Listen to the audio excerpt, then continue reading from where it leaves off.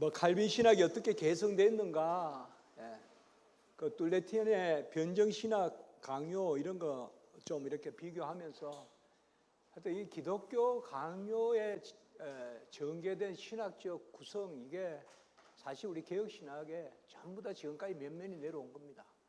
그 전에 뭔가 있었겠다 생각하시면 안 됩니다. 기독교 강요부터 시작된 겁니다. 우리의 이 신학적 이 체계가. 그래서 그런 것들을 여기에서 조금 체크해 봤습니다. 자, 그리고 89페이지에 보시면 향후 어떻게 우리가 할 것인가 할 때 89페이지의 마지막 줄에 1550분연판 기독교 강요는 그 자체로 한 권의 조지신학서고 완결된 조지신학서라고 해도 됩니다. 물론 오늘날 관점에서 뭐가 조금 뭐 아까 말씀드렸던 뭐 천년왕국설이 없다든지 뭐 무천년설 이런 언급은 있습니다만 그런 걸 몇 가지 그걸 문제 삼아서 기독교 강요는 뭐가 부족하듯이 자꾸 이렇게 생각하시면 안 됩니다. 제가 세계 학회나 이런 데 보면요, 꼭 칼빈 학자가 아니더라도 기본적으로 우리 개신교 신학자들 중에 심오한 학자들은 다 기독교 강요 이런 걸 능수능란하게 다루는 사람이 심오한 학자입니다. 기독교 강요. 그래서 그러니까 이제 여기 계신 목사님들께서나 이렇게 뭐 기독신문이나 이런 데 기고하시거나 아니면 뭐 어때 수련회 같은 거 하실 때도 기독교 강요 읽으시면서 이렇게 정리해 하시고 이러면 그게 그 가장 심오한 작품입니다. 기독교 강요를 잘 이렇게 이해하셔가지고. 자, 그래서 이건 기독교 강요가 조지신학자다. 우리 조지신학이라 뭐 하찌의 조지신학, 바빙코 조지신학, 그래 무슨 조지신학 맞죠? 그러나 기독교 강요는 뭔가 뭐 전 단계 아닙니다. 정말 귀한 책입니다. 기독교 강요. 많은 부분에 보면 기독교 강요만큼 안 됩니다. 요새의 조지신학 책이. 뭐 요새 특별히 로버트 레이몽드라든지 웨인 그루뎀이라든지 정말 약합니다. 저는 학생들 못 읽게 합니다. 그 책들은. 약합니다. 그런 것도. 그 다음에 무슨 시리즈로 나오는 아까 뭐 언약 시리즈로 나오고 이런 거 다 약합니다. 요새 보면 다 약합니다. 그리고 너무 대중적이고요. 제가 우리 후배 교수들한테 좀 그 이야기 좀 조심스럽게 합니다. 너무 젊을 때 이렇게 막 이렇게 사람들 막 이렇게 대중성을 가지려고 신학하지 말고 조금 심오하게 해라. 그런데 조금 그런 데가 있어요. 너무 개론서 같은 것만 쓰고 너무 이 가나다란 책만 쓰고 이제 그렇게 하지 마라 이야기는 합니다만은 사실 기독교 강요 이런 것은 심오함이 꼭 필요합니다. 자, 91페이지에 보시면 제가 이렇게 표현해 봤는데요. 91페이지 밑에서 6째 줄 원천으로 돌아가자. 이게 아드 퐁테스거든요. 퐁스가 우물이라는 뜻인데 바로 자료, 원천 다 됩니다. 소urce, 원천으로 돌아가자. 그러면 우리는 이게 르네상스고 이게 종교개혁이라면 우리는 원천 중에 원천이 뭡니까? 성경이지 않습니까? 그러니까 성경으로 돌아가자 이런 개념. 거기에 가장 투철했던 게 칼빈이다 이 말이에요. 왜 그럴까요? 사실 루트는 독일을 벗어나지 못했습니다. 루트라는. 기껏해야 스칸디나비아 반도로 좀 올라갈 뿐입니다. 루트 신학은. 아주 약합니다. 루트 신학은. 그런데 칼빈은 제네바에서 시작해가지고 벌써 칼빈 시대 때 칼빈이 설교하면 벌써 영국 궁정에서 읽었다 이 말입니다. 그러니까 바로 제네바에서 시작해서 프랑스에서는 도망 나왔지만 도망 나온 그곳에서 프랑스 개혁주의가 있죠. 미그노, 프랑스 개혁주의. 그 다음에 독일 개혁주의, 그게 바로 하이델베르크 아닙니까? 하이델베르크. 그 다음에 하란 개혁주의, 그 하란 언약신화. 그 칼빈은 다 뻗어가는 거예요. 그리고 여기에 보면 북구에도 보면 독일 북부에 알라스코 이런 거, 엠덴이라든지 이런데 그 다음에 동구 개혁주의. 전부 칼빈으로부터 시작된 거잖아요. 칼빈주의자들이잖아요. 동구. 그럼 동구 개혁주의 상당히 중요하지 않습니까? 체코 이런데. 그리고 이게 이제 도브 해협을 지나가면 뭐예요? 잉글랜드 개혁주의 청교도잖아요. 스코틀랜드 개혁주의가 바로 뭐예요? 장로교잖아요. 이게 뻗어간단 말이에요, 이게. 뻗어가고 이게 이제 이쪽으로 가면 뭡니까 이게? 미국 장로교회, 미국 아메리칸 리폼드란 말이에요. 미국 개혁주의란 말이에요. 그 미국 장로교회가 있고요. 뭐 남장로, 북장로. 그래서 사실상 여기 이제 성가가 이게 동방의 나라 있지 않습니까? 우리나라가 있는데 우리나라는 사실 이렇게 들어왔지만 이렇게도 또 중요하게 들어왔죠. 우리 신학이. 이게 하란 신학도 영향을 많이 받았죠. 우리 사실 박윤선이나 박영용 이런 분들이 박윤선 목사님 같은 경우는 하란의 바빙크 다 바빙크 읽었어요. 제가 그 정암 학회에서도 발표했었는데 정암 거 다 읽어보면 그 전부 다 바빙크입니다. 사실 거의 복사한 것도 많습니다. 바빙크거든요. 그러니까 사실 이 유럽의 신학과 아메리카의 신학을 양쪽에서 다 받은 나라는 어떻게 보면 우리나라밖에 없습니다. 이게 참 귀한 겁니다. 우리 한국 교회가요. 그럼 왜 칼빈이 이렇게 뻗어갔을까요? 그거는 칼빈이 피난민이잖아요. 피난민이 토착 신학 할 수 있겠습니까? 제가 한국에서 도망쳐가지고 러시아에 가서 한국 신학 할 수 있겠습니까? 그래서 칼빈의 신학은 피난민 신학, 칼빈은 프랑스에서 피난민 신학 혹은 망명의 신학, 영어로 레퓨지 테올로지라 그래요. 레퓨지 레포메이션이라고 해요. 망명의 종교개혁. 여기에는 뭐만 있겠습니까? 성경만 있습니다.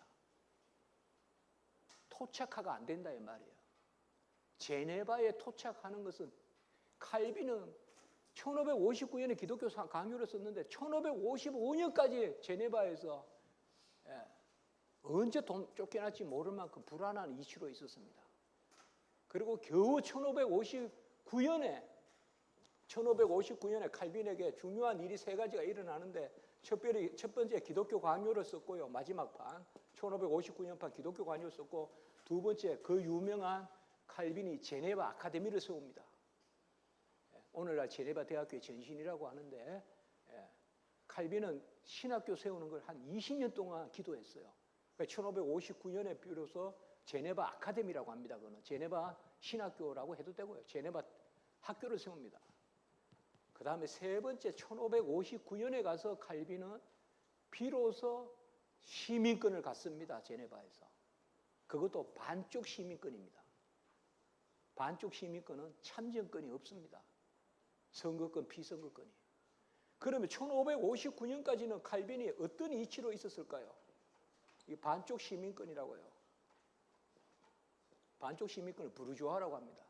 완전한 시민권을 시토오행이라고 하고 반쪽 시민권밖에 없어요. 프랑스 말입니다. 반쪽 시민권밖에 없거든요. 그럼 그 전에 칼빈은 뭐로 있었을까요? 그냥 여행객이에요.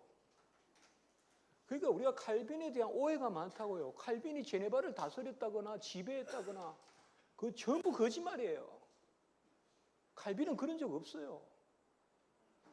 1553년에 성찬에 하도 베르툴리게라는 사람이 성찬에 술 먹고 하도 오니까 술 먹고 오지 말라고 건징했단 말이에요. 치리했단 말이에요. 그것도 제네바 목사 장로회에서 칼빈은 제네바 목사 장로회의 수석 목사예요. 제일 위에 이름이 있다고요. 그게 칼빈의 공식적인 이치예요. 그러니까 이 사람이 제네바 의회로 도망을 가서 판단해 달라.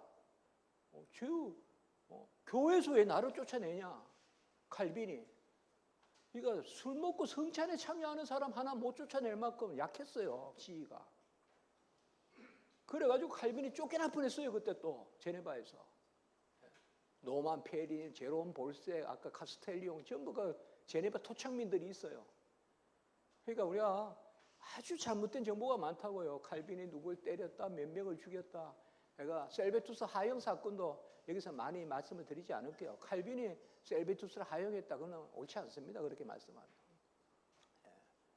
그건 제가 칼빈을 옹호하는 게 아닙니다. 셀베투스는 삼위일체를 거부했고 제세례를 이야기했고 율법 폐지를 이야기했단 말이에요. 셀베투스가 본래 태어난 곳이 스페인입니다. 스페인에는 이슬람들이 많잖아요. 옛날부터. 요새도 스페인 그쪽에 이슬람이 많단 말이에요. 그 단일신이 강하단 말이에요. 단일신론이. 그래서 삼위일체를 부정하는 거예요, 셀베투스가. 그래가지고 그 당시에 로마 캐톨릭에서도 루터 안에서도 또 우리 모든 교회가 다 정죄했다고요, 셀베투스를. 그래가 셀베투스가 처음에 잡힌 것이 로마 캐톨릭에 잡혔어요. 그래가지고 화형을 처하려고 할 때 거짓 말을 하고 도망쳐 나온 거예요. 그때는 앵간히 거짓말 안 하고 그냥 죽습니다. 그런데 이 셀베투스는 도망쳐서 나옵니다. 도망쳐서 제네바로 도망칩니다. 제네바로 도망쳐서 그때 칼빈이 세 곳에서 설교를 하거든요. 피에르 교회, 제르베 교회, 막달렌 교회. 그럼 주일날 세 교회 왔다 갔다 하면서 설교를 한단 말이에요. 그 중에 중심 교회가 우리가 이제 제네바에 가서 보는 피에르 교회. 피에르가 불란서 말로 피에르가 영어로 하면 피터, 베드로 교회란 말이에요. 거기에서 칼빈이 중심적으로 목회를 하면서 막달렌, 제르베, 제네바 가면 다 그 도시 있습니다. 그 도로 같은 거 있습니다. 그 막달렌 교회에서 설교할 때 셀베투스가 거기에 있었습니다. 그래서 칼빈이 저 셀베투스다고 손짓하는 그 그림이 있는데 셀베투스 봤습니까? 그러니까 이런 그림 같은 것이 다 좀 억지란 말이에요. 그러면서 칼빈이 잡았다 그러는데 아니요. 그래서 잡혀가지고 그 당시에 이미 셀베투스는 화형되기로 돼 있었어요. 로마 캐톨릭에서 벌써. 그래가지고 도망와가지고 또 잡혔어요. 제네바에서. 그 제네바에서 다스리는 것은 당회, 그때는 당회가 없습니다. 목사 장로회라고 합니다. 영어로 불란스 말로 콘시스토아라고 하는데 목사 장로가 여럿이 모여서 그때 이게 오늘날 당회의 기원이 되는 겁니다. 제네바의 목사 장로회가 그곳에서 사람을 죽이고 이런 결정은 못합니다. 권징은 절대 권징에 살인이 있습니까, 여러분들? 세속적 형벌은 가할 수가 없습니다. 권징은 수찬정지라든지 출교라든지 제명이라든지 건고라든지 건계라든지 그런 것만 할 수 있는 거예요. 권징은 매를 들거나 구속을 하거나 이런 거 못한단 말이에요. 그건 제네바 의회에서 한 거란 말이에요. 제네바 의회에서. 그러니까 제네바 의회에서 하니까 셀베투스가 칼빈에게 편지를 써요. 제발 죽여달라고. 은혜롭게 죽여달라고. 왜냐하면 그 당시에는 그냥 토끼굴 같은 데 있잖아요. 여러분들 토끼굴 아십니까? 우리 어릴 때 저희 집은 토끼를 안 길러봤지만 친구 집에 가보면 토끼굴이 있어요. 옛날에는 감옥이 그런 거예요. 그냥 집어넣어놔요. 그러면 이가 물고 막 이러니까 빨리 죽여달라 이거예요. 그걸 칼빈에게 부탁했다고요. 칼빈이 은혜롭게 죽여라, 은혜롭게 대우하라라고 이야기했어요. 제네바에. 이게 칼빈이 한 일이에요. 그리고 제네바 의회에서 화형당한 거예요. 그런데 어떻게 그걸 칼빈이 죽였다고 합니까? 그러니까 이런 이야기들이 전부 칼빈에 대한 공격이 많단 말이에요. 왜 그럴까요? 칼빈은 당대의 모든 신학자들의 논쟁은 칼빈을 상대로 했어요. 칼빈을 넘어서야 검증이 되는 거예요. 제가 여기 급해서 말씀을 안 했지만 칼빈이 1537년에 제네바에 들어가거든요. 도망가다가 이제 본래 제네바는 사람 살 데가 도망갈 데가 못 돼요. 제네바는 오늘날도 국제회의 같은 거 많이 하잖아요. 사방이 다 통한 동네가 제네바예요. 그리고 바람도 많이 불고 그 사람 그렇게 살 데가 못 돼요, 거기에. 그러니까 제네바 이런 데 옛날부터 거기가 먹을 것도 없고 이러니까 다 용병을 가요, 용병을. 다른 나라 군대로 간단 말이에요. 여러분 세상에서 가장 못할 일이 용병하는 거예요. 전쟁해주고 월급받는 거. 목숨을 내걸고. 그런 게 제네바예요. 그러니까 제네바는 피난민이 들어갈 곳이 못 돼요. 사방에서 화살이 날라온다고요. 근데 제네바가 아니라 제네바가 여기 있다면 스트라스부르라는 데가 있어요. 스트라스부르. 다음에 꼭 가보십시오, 여러분들. 그럼 이제 나중에 이제 식사할 때 뭘 하시는지 알아요? 저는 그 한 5번 가봤는데 이래요. 저는 한 번밖에 안 가봤습니다. 근데 이제 스트라스부르 본래 칼빈이 노용에서 있다가 파리에서 있다가 여기 지방으로 도망 다니다가 그다음에 스트라스부르로 가려고 그랬어요. 스트라스부르는 이곳은 딱 사람이 피해 있기 좋고 망명객들이 많은 곳이에요. 스트라스부르는. 그런데 이 도망 다니면서 기독교 강요 초판을 썼고 초판은 자기 이름으로 안 썼습니다. 칼빈을 거꾸로 이름을 바꿔가지고 익명으로 썼어요. 근데 그걸 어떻게 구해서 읽은 사람이 바로 파렐이에요. 파렐은 1534년에 제네바에서 이미 종교개혁을 했어요. 제네바 종교개혁은 파렐이 한 거예요. 도시 종교개혁이라고 했죠. 주교로 쫓아낸 거예요. 근데 파렐도 대단한 사람이에요. 아주 제가 가장 종교개혁 때 용기가 넘치는 사람이 파렐, 녹스 이런 사람들이에요. 스코틀랜드의 녹스. 그 메리 여왕이 대단한데 메리도 어떻게 해볼 수가 없는 게 녹스예요. 제가 스코틀랜드 그 녹스의 그 에딘버러에서 공부했잖아요. 파렐도 대단한 사람이에요.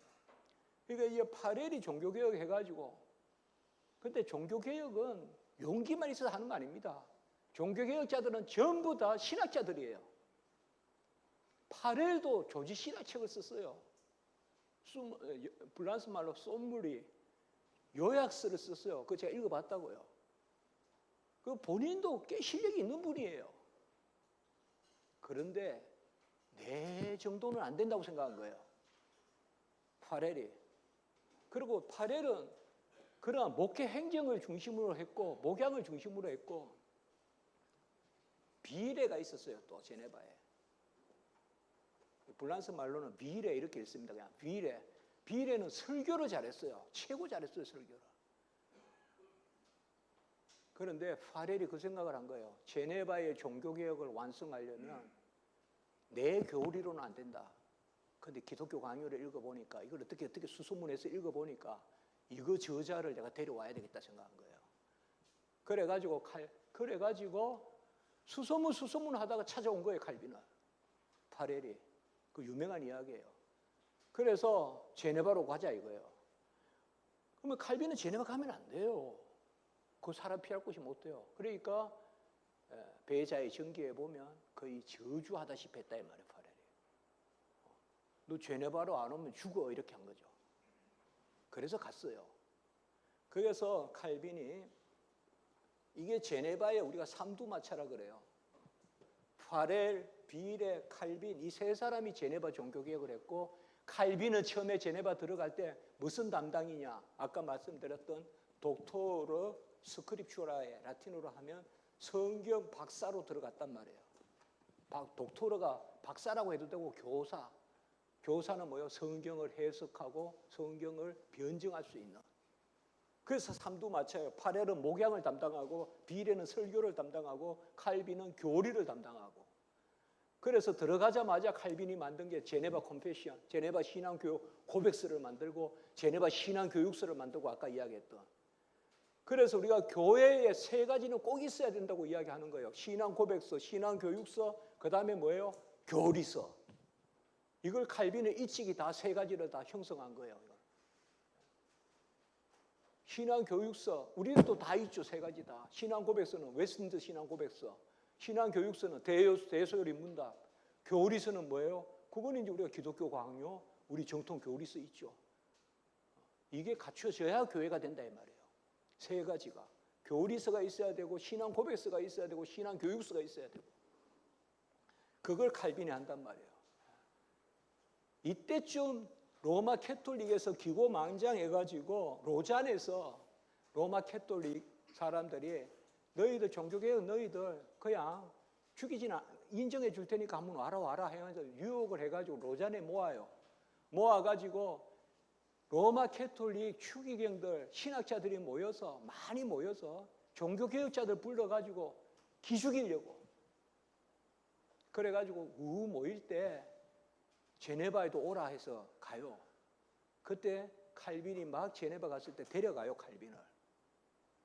칼빈을 데려갑니다.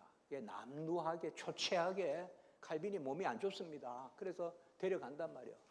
데려가가지고 그날 이제 밤에 토론을 하는데 아니나 다를까 로마 캐톨릭 화채설, 말도 안 되는 화채설이 아주 그냥 다 설명이 되고 교부는 어떻고 성경은 어떻고 막 인용하면서 밤새 해가지고 종교개혁자도 꼼짝도 못하게 해놨단 말이에요. 그리고 너무 원사이드 하니까, 너무 일방적이니까, 저 같이 온 사람 누구냐, 저 남루한 사람, 저 사람 이야기도 한번 들어보자 이렇게 하면서 칼빈이다 하면서 일어나가지고 칼빈에게 은권을 준 거예요. 우리 총회 은권 주듯이 한번 발언해 보라 했단 말이에요. 그 처음에 일어나가지고 설금설금 오늘 몇 시간 전에 성경 누가 뭐 인용했는데 그건 어떻고 저떻고, 또 그 다음에 아까 무슨 누가 교부들 이야기하던데 그거 인용이 잘못됐고, 그 기억 다 하면서 하나씩 비판하는 거예요. 그 처음에는 놀라다가 나중에는 경탄했다 이거예요. 뭐 저런 놈이 있나 이거죠. 그러면서 그 자리에서 우리의 영적 임재설을 주장하는 거예요. 그때부터 칼빈이, 그 젊은 칼빈이 벌써 기독교 강요 초판에 개혁 성찬론이 들어가 있어요. 얼마나 놀라운 겁니까? 왜요? 놀랍지만은 놀랍지 않아요. 왜요? 성경 그대로 말한 거니까. 그게 우리의 성례론이거든요. 그러니까 그 밤에 로마 캐톨릭에서 개종자가 일어났어요. 오히려 로마 캐톨릭에서 칼빈의 그 말을 듣고, 그때를 기점으로 칼빈은 모든 신학 논쟁의 중심에 섰어요. 아까 제가 성찬론이 중요하다고 그랬잖아요. 그 시대적 배경에서 성찬론은 꼼짝을 못했어요. 루트란도 그렇고 로마 캐톨릭도 그렇고. 왜요? 칼빈이 정확하니까. 루트란도 처음에 좀 하다가 안 되고, 쥐리 학파는 일찌감치 손들고, 쥐리도 개혁교회잖아요. 쩌빙글리. 그 상징설이란 말이에요. 그는 일찌감치 손들었어요. 1549년에 칼빈이 맞다 하면서 손들었다고요. 그리고 루트란도 처음에 어떻게 해보다가 안 되니까 나중에 자막에 있다가 칼빈이 이제 죽을 때쯤 되고 몸이 약해지니까 그때 다시 일어났어요. 루트란이. 히시우스라고 이런 사람들이. 그러면서 개혁주의 성찬론 잘못됐다면서 또 비판하는 거예요. 그러니까 칼빈은 전생애 동안 계속 신학 논쟁을 했어요. 삼위일체 논쟁, 기독론 논쟁, 구원론 논쟁, 또 자유의지 논쟁, 뭐 선행 논쟁, 뭐 세례 논쟁, 모든 논쟁을 다 했어요. 그리고 한 번도 논쟁에 진 적이 없어요. 칼빈이. 그리고 그런 논쟁이 고스란히 다 들어가 있는 게 기독교 강요 마지막 판이에요. 칼빈은 1559년 판은 그동안 들어갔던 게 계속 들어가요. 계속. 이런 것을 우리가 라틴어로 오그멘타치오라 그래요. 계속 증보시킨다 이 말이에요. 놀라운 것은 기독교 강요 초판에서 보통 우리가 초판을 쓰고 2판을 쓰고 이러면 초판을 버리고 2판을 쓰고 이러잖아요. 멜랑흐톤 아시죠? 루터의 제자격 되는 멜랑흐톤. 멜랑흐톤은 초판, 둘째 판이 이름이 아예 달라요. 이 둘째 판은 바리에타라고 해서 변개판이에요. 첫째 판은 다 갈아엎고 둘째 판 쓴단 말이에요. 보통 그렇잖아요, 우리가요. 뭐 심지어 설교도 옛날 거 설교 보면 우리 좀 이상하고 그러잖아요. 근데 칼빈은 초판 이후로 버린 게 없어요. 초판에다가 조금 더 써가 둘째 판 쓰고 셋째 판 쓰고 또 이렇게 자리에 옮기고. 그래서 칼빈의 기독교 강요에 보면 우리가 보면 A, B, C 이렇게 막 표시해 놓은 게 있어요. 이거는 한 문장에 A, B, C, D, E가 다 들어가 있어요. 요건 초판 때 나온 거고, 이 책 2판에 나온 거고, 3판에 나온 거고, 요렇게 말이에요. 그런 게 있단 말이에요. 그러니까 칼빈의 글쓰기는 이런 거예요. 그래서 그것도 또한 놀랍죠. 이게 하나님 은혜죠. 그래서 칼빈에게 있어서 모든 신학 논쟁 이런 것들이 칼빈이 감당했다. 그걸 제가 말씀을 드리는 거고, 뭐 이 정도로 이야기하면 될 것 같습니다. 92페이지에 다섯째 주부터 칼빈은 신학자의 직무를 참된 것, 다섯째 줄 92페이지예요. 확실한 것, 유익한 것을 가르치라. 베라 케르타 우틸리아 라틴어로. 그래서 좀 새길만 합니다. 참된 것, 확실한 것, 유익한 것. 자, 그리고 1건 여러분들 목차를 한번 봅시다. 그 다음에 거기 뭐 간행사 있고 본서의 이해를 돕는 역자의 논단, 그건 금방 봤고요. 이건 독자에 드리는 걸 이제 그건 좀 이따 볼게요. 그리고 그 밑에 1건 일단 바로 보신다면 1건은 160절이죠. 그리고 1권 전체의 제목은 창조주 하나님을 아는 지식. 그 다음에 1장 장 제목은 칼빈이 붙인 거예요. 근데 그 밑에 1, 2, 3 요건 절이란 말이에요. 절 제목은 제가 붙였단 말이에요. 그러니까 열심히 특심해가지고 기독교 강요 1권 1장 1절을 칼빈은 하나님을 아는 지식과 우리 자신을 아는 지식이 함께 주어진다고 이야기했다 이러면 틀린 겁니다. 그건 밑에 거는 문 교수가 이야기한 겁니다.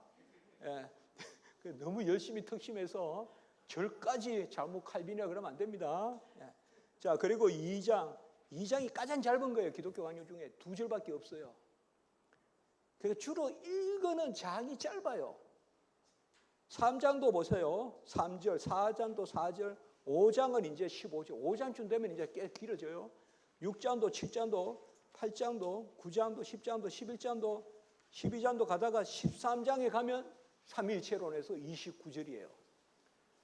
그러니까 요게 그다음에 14장, 15장, 16장, 17장 요까지가 있고 여기에 쭉 있는 절 제목들. 그래서 제가 아까 절 제목의 원칙은 소재를 가지고 하는 게 아니라 주제를 제시한다. 절 제목을 보면 굳이 생명의 말씀상 저보고 각 절마다 설명을 붙여달라 그랬는데 그거는 사족이고 그건 오히려 책을 읽기에 방해가 되고 그 대신에 절 제목에 주제를 넣어서 어떻게 해보겠다. 그게 제가 번역한 정신이고요. 예. 그리고 조금 넘어가 봅시다. 이제 쭉 넘어가서 기독교 강요 책 제목이 뭐냐. 일단 여러분들 108페이지 독자에게 드리는 걸 그 앞에 보세요. 한번. 그 검은 데 뭐 있죠? 예, 이제 처음으로 확실하고 분명히 구분된 장들이 4권의 책으로 분류되었으며 또한 매우 방대한 양의 첨가로 정보되어 가히 새로운 작품으로 여겨질 만한 가장 적합한 방식의 이런 기독교 강요. 이게 책 제목이에요, 사실. 이거 다 써야 돼요, 사실. 예, 그래서 본래 쓰면 이거 다 써야 돼요. 그런데 우리가 약해서 최고 앞에 인스티튜티오 크리스티아나의 렐리기온이 있어. 바로 Institute of Christian Religion. 바로 직역하면. 인스티튜트란 말은 가르치는 기구도 될 수가 있고요. 개요도 될 수 있고요. 강요가 될 수 있어요. 강요 좋습니다. 우리 선배님들이 잘 번역했어요. 그리고 크리스찬 릴리전이니까 기독교 종교인데 기독교 좋습니다. 그러니까 기독교 강요 좋은 번역입니다. 예. 기독교 강요라고 하면 돼요. 기독교 강요. 그런데 그 뒤에 쭉 붙어 있는 거. 옛날에는 책 제목에 본래 이렇게 있는데 본래 약칭으로 쓰면 안 됩니다. 전칭으로 써야 돼요. 전부 다. 예. 그런데 이제 오늘날은 통하면 되니까요. 이게 4권의 이름이에요. 1, 2, 3, 4권이 다 이름이 달라요. 그러나 요 5권에서는 요 이름이에요. 그래서 그 다음 페이지 보세요. 독자에게 드리는 걸 간단하게만 볼게요. 이 칼빈이 썼겠죠. 독자에게 드리는 걸 109페이지에 보시면 둘째 줄 보세요. 지금 제시된 순서로 목차가 배열되기 전까지는 어느 판에도 만족할 수 없었다. 그래서 이제는 만족할 만하다라는 걸 알 수가 있고 그 밑에 보시면 셋째 줄에 사일혈에 걸려 이건 정말 죽는 병이에요. 이거 잘못하면. 칼빈이 이런 병을 겪으면서 글을 썼어요. 그러니까 이렇게 이야기해요. 그러니까 저 사람 죽었나 살았나 하는데 책을 들고 나온 거예요. 그게 사일절에 걸려서 그 사일은 제가 좀 설명했었습니다. 예. 자, 그리고 그 다음 페이지 바로 또 넘어갈게요. 110페이지에 둘째 문단 한 7째 줄 밑에 교회의 교사 직분을 맡기는 이게 독토르 스크립추라의 말이에요. 이때 교사는 신학자 정도 되는 게 교사예요. 계속 말씀드리지만 지금도 마찬가지입니다. 여러분들 교회에 목사, 교사, 장로, 집사할 때 교사는 아까 말씀을 드렸어요. 오늘날로 말하면 신학교 교수쯤 되는 사람이 교사예요. 그 교사가 목사, 장로하고 같이 옛날에는 다 장로 중에 목사요, 장로 중에 교사요, 장로 중에 감독이요 이렇게 된단 말이에요. 초대교회의 용어가. 거기에 교사예요. 그러니까 뭐 젊은 사람들이 주일학교에서 유의하고 이거 교사 아니에요. 여기 교사는. 그러니까 칼빈은 공식 직함이 물론 목사님이에요. 목사님인데 처음에 제네바 들어갈 때 이 독토르로 들어갔다 이 말이에요. 아까 그거 제가 잠깐 설명했죠. 어쨌든 필요한 거 제가 설명하려고 해봐요. 짧은 시간이지만. 그래서 파렐과 비레와 칼빈이 삼두마차로 하다가 조금만 더 설명을 하나 더 하면, 여기에서 칼빈이 초기에 들어가자마자 막 교리서 만들고 이러니까 제네바 사람들이 칼빈 너무하지 않냐, 너무 저렇게 막 교리적이냐. 그래서 쫓겨나요. 사실 셋 다 쫓겨나요. 둘 다 셋 다. 그래가지고 칼빈이 어디로 가는가 하면 본래 가지고 가고자 했던 스트라스부르로 가요. 스트라스부르는 부츠가 종교개혁한 곳이에요. 거기에 가면, 스트라스부르는 꼭 가보세요. 다음에 도마교회라고 있어요. 거기가 부츠가 목회했던 곳이에요. 거기에 가요 이제. 근데 부츠도 유명한 종교개혁자잖아요. 근데 그곳에서 칼빈이 이제는 뻗디팔이라고, 뻗디란 말은 우리가 미국에 가보면 리틀 사이공이 있죠. 리틀 사이공. LA에 가면 리틀이란 말이 불란서 말로 뻗디가 리틀이란 뜻이에요. 작다는 뜻이거든요. 작다는 뜻이 아니라 교포를 뜻하는 거예요. 교포. 그러니까 베트남 교포들이 모여서 사는 곳을 리틀 사이공이라 그래요. 불란서 말로 뻗디파리는 뭐냐, 파리에서 도망 나온 사람들이 사는 곳이에요. 그곳을 맡아요, 칼빈이. 그러면 하나님의 승리는 어디에 있습니까? 이제 제네바에서는 3분의 1로 존재했어요. 본래 칼빈은 제네바에서는 설교도 못하고 신방도 못해요. 본래. 여러분, 아까 시민권이 없다 그랬죠? 시민권이 없으면 그냥 여행 체류예요. 여행 체류. 그 불란서 말로 아비땅이라고 그래요. 아비땅. 영어로 하면 헤비턴트. 그냥 머무는 사람이에요. 우리나라로 말하면 여행 비자밖에 없단 말이에요. 여행 비자만 가지고 두 가지밖에 못 해요. 교사하고 목사는 할 수 있어요. 교사하고 목사. 근데 칼빈은 교사로 들어갔잖아요. 왜냐하면 이게 그 유럽의 정신이에요. 가르치고 목회하는 것은 국적에 관계없이 하게 해줘야 된다, 이거란 말이에요. 나머지는 아무것도 못해요. 오늘날보다 더 엄격하다고요. 그러니까 칼빈이 제네바에 있을 때는 설교도 못했어요. 처음에 그거 우리가 제1차 제네바 체류라고 한단 말이에요. 근데 스트라스부르 가서는 비로소 신방도 하고 설교도 하고, 규모는 작지만 이게 하나의 뜻이죠. 그리고 제네바에 사도렛이라는 추기경이 있었단 말이에요. 추기경이 개종을 해서 개신교에 있다가 다시 벽보 사건이라고 해서 벽보를 막 잘못됐다고 프랑스에 붙인 사건이 있어요. 그때부터 막 핍박을 하거든요. 막 죽여버리는 거예요. 사람을 그냥 돌에 쳐 죽이고. 그러다 보니까 재개종이 일어나요. 아까 루이 디뜰이 재개종했다 그랬잖아요. 책 가지고 있었던 사람. 그때 재개종한 사람이 바로 사도렛이에요. 추기경. 그러니까 제네바의 추기경이에요. 그런데 추기경이 있다가 개신교로 왔다가 나 개신교에 있어 보니까 개신교에는 믿음만 이야기하고 사랑이 없더라 이러면서 다시 가요. 로마 캐톨릭에. 그러면서 제네바요, 너희들 다시 로마 캐톨릭으로 돌아오라 하면서 편지를 써요. 제네바에. 그것에 대해서 칼빈이 유명한 사도렛의 다밤이라는 글을 써요. 제네바에. 그래서 제네바를 개신교로부터 다시 묶어놔요. 칼빈이. 그 유명한 글이 있다고요. 그러면서 뭘 이야기하는가 하면 갈라디아 5장 6절, 우리는 믿음을 강조하되 사랑으로서 역사하는 믿음이다. 우리가 갈라디아 5장 6절에 있잖아요. 사랑으로서 역사하는 믿음뿐이라 있잖아요. Faith with love.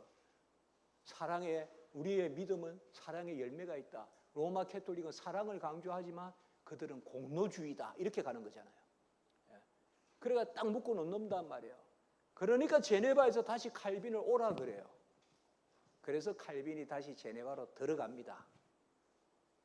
엔간하면 가기 싫을 텐데. 그래도 하나님의 은혜죠. 들어가요. 그때부터 다시 돌아온 칼빈은 제일 먼저 뭘 했을까요? 이제는 옛날의 칼빈이 아니에요. 제네바 교회 규칙서를 만들어요. 그게 유명한 제네바 교회 규칙서예요. 예배 양식을 만들어요. 그때부터 칼빈은 설교도 하고 목회도 하고 주석도 하고 다 하나의 뜻이죠. 3년 정도 스트라스부르에 보냈다가 다시 제네바에, 그걸 우리가 제2차 제네바 체류라 그래요. 그때부터 칼빈은 죽을 때까지 64년까지 제네바에 있었던 거죠. 그런 것이 바로 역사입니다. 그래서 여기에 보시면 한 줄 밑에 교회의 교사 직분이고 교회의 유익을 앞세우고 경건에 대한 순수한 가르침. 우리 같이 한번 해볼까요? 경건에 대한 순수한 가르침. 경건은 우리가 또 다시 나눌게요. 제가 이 말이 너무 좋아서 기독교 강요 초판 번역할 때 부제로 이거 사용했어요. 제가 경건에 대한 순수한 가르침. 우리는 영성이 아니라 경건입니다. 영성이란 말 쓰면 안 됩니다. 사실 우리 총회에서 못 쓰기로 했어요. 영성, 중보 이런 말 쓰면 안 돼요. 우리가 중보, 기도 이런 말 우리한테 쓰면 안 된다고요. 저도 제가 주장했어요. 아니 제가 신학교 부임하니까 총신대 부임하는데 그 해에 칼빈의 영성 이렇게 해가지고 개강 수련회인가 하는 거예요.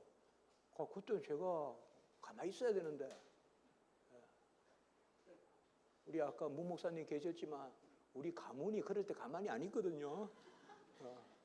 그래서 영성이라 하면 안 됩니다. 경건이라 해야 됩니다. 그렇게 했어요 제가. 그러니까 문 교수 말이 맞아 하면서 경건으로 바꿨어요. 그리고 그때쯤 해서 제가 칼빈의 경건 신학이라고 논문 하나 썼습니다. 그거 교수님 싫어할 줄 알았는데 교수님들이 또 이구동성으로 글 잘 썼다 해가지고 우수 논문상을 받았어요. 그래서 제가 역시 신학교 교수님들은 좋으신 분들이다 생각했어요. 그러니까 경건에 이르는 순수한 가르침, 경건에 이르는 순수한 가르침. 그리고 111페이지 셋째 문단에 보면 신학을 배우려는 학생들 이게 나오니까 신학생들을 위한 기독교 강요다 이렇게 또 어떤 분은 그렇게 해석하는데 아닙니다. 신학을 배우려는 학생들 이거는 통상 성도들에게 쓰는 말이에요. 성도들은 당연히 학생들이죠. 그래서 성경은 학교고 교회도 학교고 교회는 어릴 때는 유모와 같고 더 자란 아이에게는 학교와 같다. 그게 우리의 교회론이잖아요.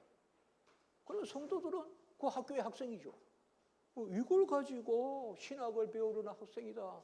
그러니까 기독교 강요는 신학도를 위해서 어떤 사람은 기독교 강요는 그저 그냥 수필과 같은 거다 이렇게 말하는 사람이 있고 어떤 사람은 신학생들만 봐야 되는 어려운 책이다 이렇게도 안 보고 저렇게도 안 보고 다 피해 다닌다. 고르반 하면서 다 피해 다닌다 이 말이에요.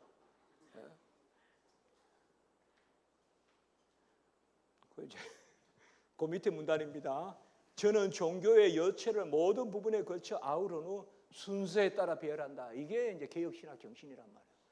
이 종교라는 말은 이제 다음에도 말하겠지만 경건이란 말과 종교란 말은 같습니다. 오늘날 종교라는 생각하시면 안 돼요. 렐리기오란 말은 일단 경건으로 생각하시면 돼요. 경건의 요체다. 앞으로 제가 요체라고 번역하는 게 숨마거든요. 라틴어로. 숨마라는 말은 이렇게 생각하시면 돼요. 영어로 쓴물이 그 뜻도 돼요. 요약한 거. 그러나 한 가지 뜻이 더 있습니다. 최고라는 뜻이 있어요. 최고이면서 요약한 거 그게 숨마예요. 이거는 참 번역하기가 쉽지 않아요. 그래서 저는 이걸 요체라고 번역해요. 요체. 주요하고 바디가 되는 중심이 되는. 그래서 칼빈은 기독교 강요에서 종교의 요체, 곧 경건의 요체를 다루고자 했다. 경건은 어디에 나옵니까? 이런 거를 알면 이제 금방금방 된단 말이에요. 아까 혹시 그걸 다 기억하기는 쉽지 않겠지만 경건이 어디 있었죠? 1권 2장. 1권 2장 2절에 많이 나옵니다. 문 교수는 어떻게 그런 거 다 합니까? 20년 동안 주야장창 가르쳤습니다. 그럼 뭐 배워가지고 무슨 밥 먹는 걸 압니까? 그냥 먹다 보니까 아는 거죠. 자, 종교의 요체를 모든 부분에 걸쳐서 아우른 후 순서에 따라 여기 이제 종합적 체계적 방법이란 말이에요. 종합적 체계적 방법이라는 바빙크에도 나오고 월컵에도 나옵니다. 모든 교리를, 모든 성경의 가르침을 종합적 체계적으로, 교리 체계적으로 가르치겠다. 그게 조지신학서예요. 테올로기아 시스테메티카, 조지신학이란 말이에요. 그래서 칼빈은 이런 측면이 있다. 그리고 112페이지 둘째 문단에 첫째 줄에 보시면 경건한 독자 이런 말 잤습니다. 예, 경건은 나중에 좀 더 이야기하겠습니다. 예. 그리고 또 넘어갑니다. 아직까지 우리가 본론에 안 들어갔습니다. 예? 여름에 저 해수욕장 가기 전에 그 모래사장에서 발 타서 죽는 거하고 비슷합니다 지금. 예. 자 이제 본서의 주제, 예. 둘째 문단. 그러니까 여기에 제가 줄치라는 것은 나중에 다 중요합니다. 여러분이 나중에 이제 문교수의 뜻을 알 겁니다. 아, 요래서 줄치라 했구나. 예? 자, 여기 둘째 문단 보시면 우리 주님은 자기 지혜의 무한한 보화를 성경 안에 드러내고자 하셨다. 성경에는 완전한 교리가 담겨 있기 때문에 아무것도 접붙이지 말아야 된다. 아까 토타 스크립추라, 전체 성경, 솔라 스크립추라, 솔라만 말하지 말고 토타도 말하란 말이에요. 같이 합니다. 솔라 스크립추라, 토타 스크립추라. 오직 성경 전체, 일부가 아니라 성경 전체가 다 중요하다. 토타 솔라. 그래서 성경에는 완전한 교리가 담겨 있기 때문에 아무것도 덧붙이지 말아야 된다. 그 점도 줄치시고요. 그 다음에 116페이지에 보시면 둘째 문단의 넷째 줄 보면 본서가 하나님의 모든 자녀가 성경에 대한 선하고 올바른 이해에 이르는 길의 문을 여는 열쇠가 되기를 원한다. 그리고 밑에서 셋째 줄에 성경에 대한 선하고 올바른 이해에 대한 문을 여는 열쇠다. 이 말이에요. 기독교 강요가 그런 책이 되면 좋겠다. 그리고 밑에서 둘째 줄 우리는 모든 진리와 건전한 교리가 하나님으로부터 나온다는 사실을 인정해야 된다. 모든 교리는 하나님으로부터 나온다. 자, 그리고 이제 진짜 서문입니다. 이제 서문이에요. 아까는 인사말이고 이거는 이제 프랑스와 1세에게 쓰는 것입니다. 여러분 언제나 우리가 성경을 보면 하나님은 그의 백성을 가장 강한 나라에게 붙여놓잖아요. 사실 성경에 나오는 애굽이 가장 강할 때예요. 애굽으로서는. 또 바벨론도 그때가 가장 강할 때고, 바사, 페르시아도 그때가 가장 강할 때예요. 종교개혁도 가보면요, 유럽에 가보면 대체로 남아있는 게 종교개혁 때 거부터 남아있어요. 캠브리지도 가보면 그렇고, 옥스퍼드도 가보면 그렇고, 또 스트라스부르도 가보면 그렇고, 제네바도 가보면 그렇고. 문교수 되게 많이 다녔네. 요게 다 압니다. 제가 다닌 데 다 압니다. 어디든지 가보면 종교개혁 때 게 많아요. 왜 그럴까요? 그때 절대 군주가 있었거든. 절대 군주는 건물을 남겨요. 마음 착한 군주는 건물을 못 남겨요.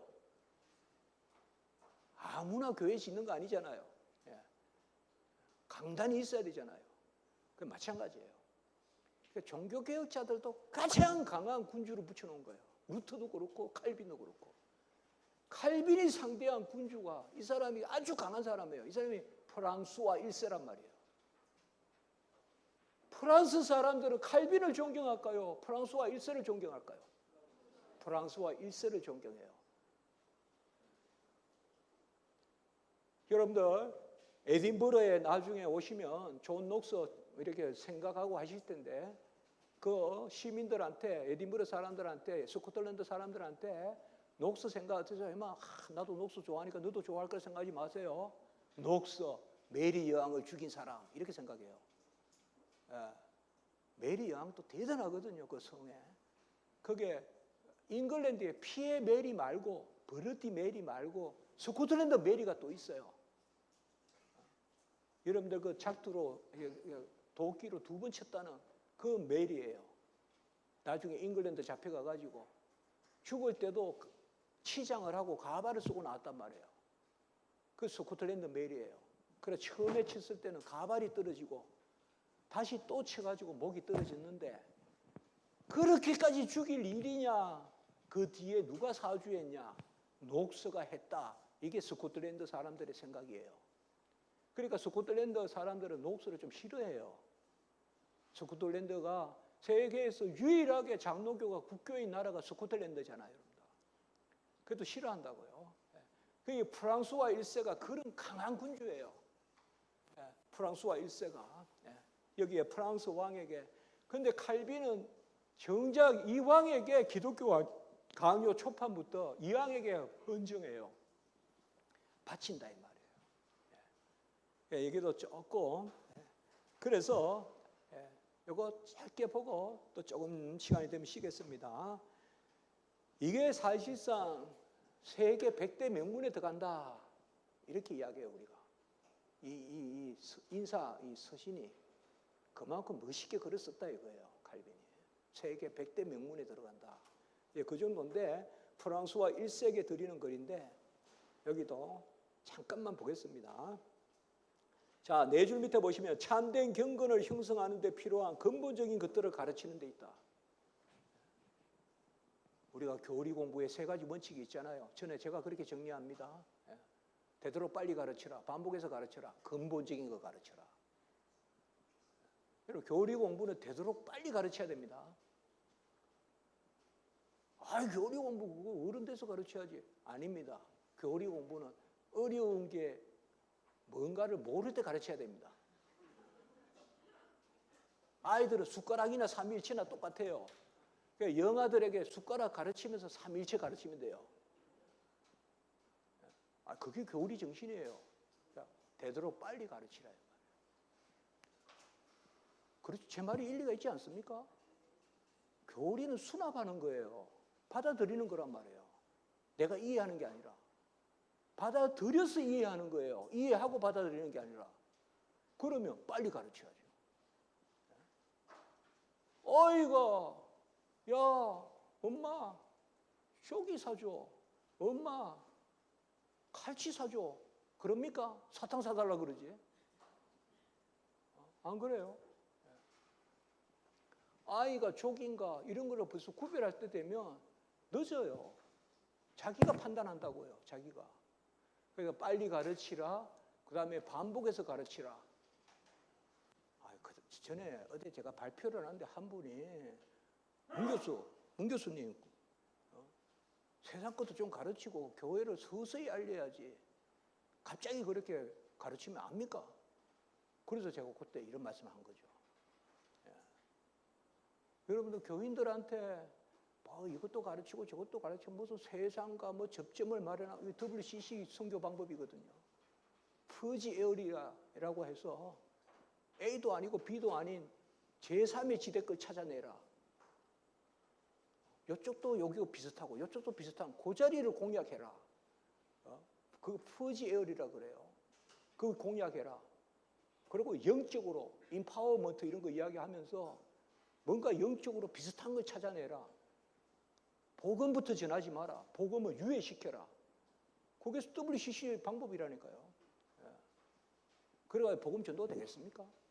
사도 바울이 그렇게 했습니까? 고향 전하는 거죠.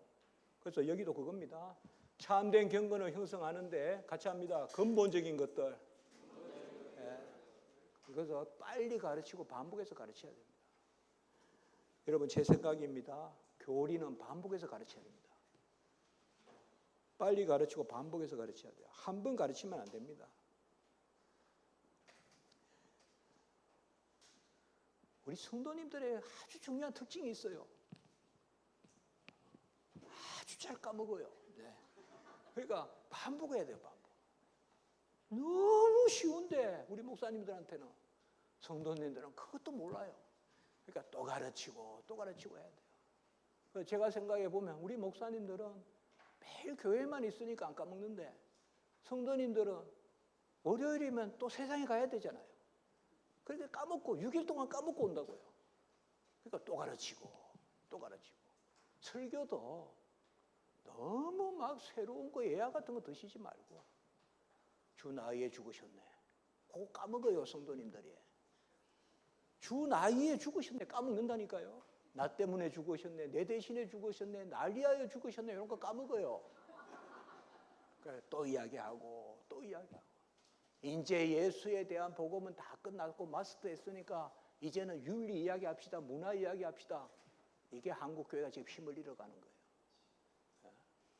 우리가 학교 다닐 때 이제는 삶이다 하면서 성도님들이 너무 생명 이야기하지 말고 생활 이야기하자. 좋아요. 그때는 좋았어요. 근데 생활이 나아졌습니까? 살기 괜찮아지셨습니까? 예? 옛날보다 기독교인이 더 거룩해졌습니까? 은혜 떠나면 삶이 없어요. 교회에는. 예. 그러니까 근본적인 거 가르쳐야 돼요. 반복해서 가르쳐야 돼요. 저는 한국 교회 문제가 거기 있다고 생각해요. 오직 예수 천당 불신주의로 다시 돌아가야 돼, 한국 교회가. 예. 너무 윤리 이런 거 쓸데없는 이야기하고 의식 있는 목사, 무슨 김동원 목사님 이런 분들 막 장신에서 뭐 막 나오고, 예? 그거 안 됩니다. 그거 주님의 교회는 이런 거 안 됩니다.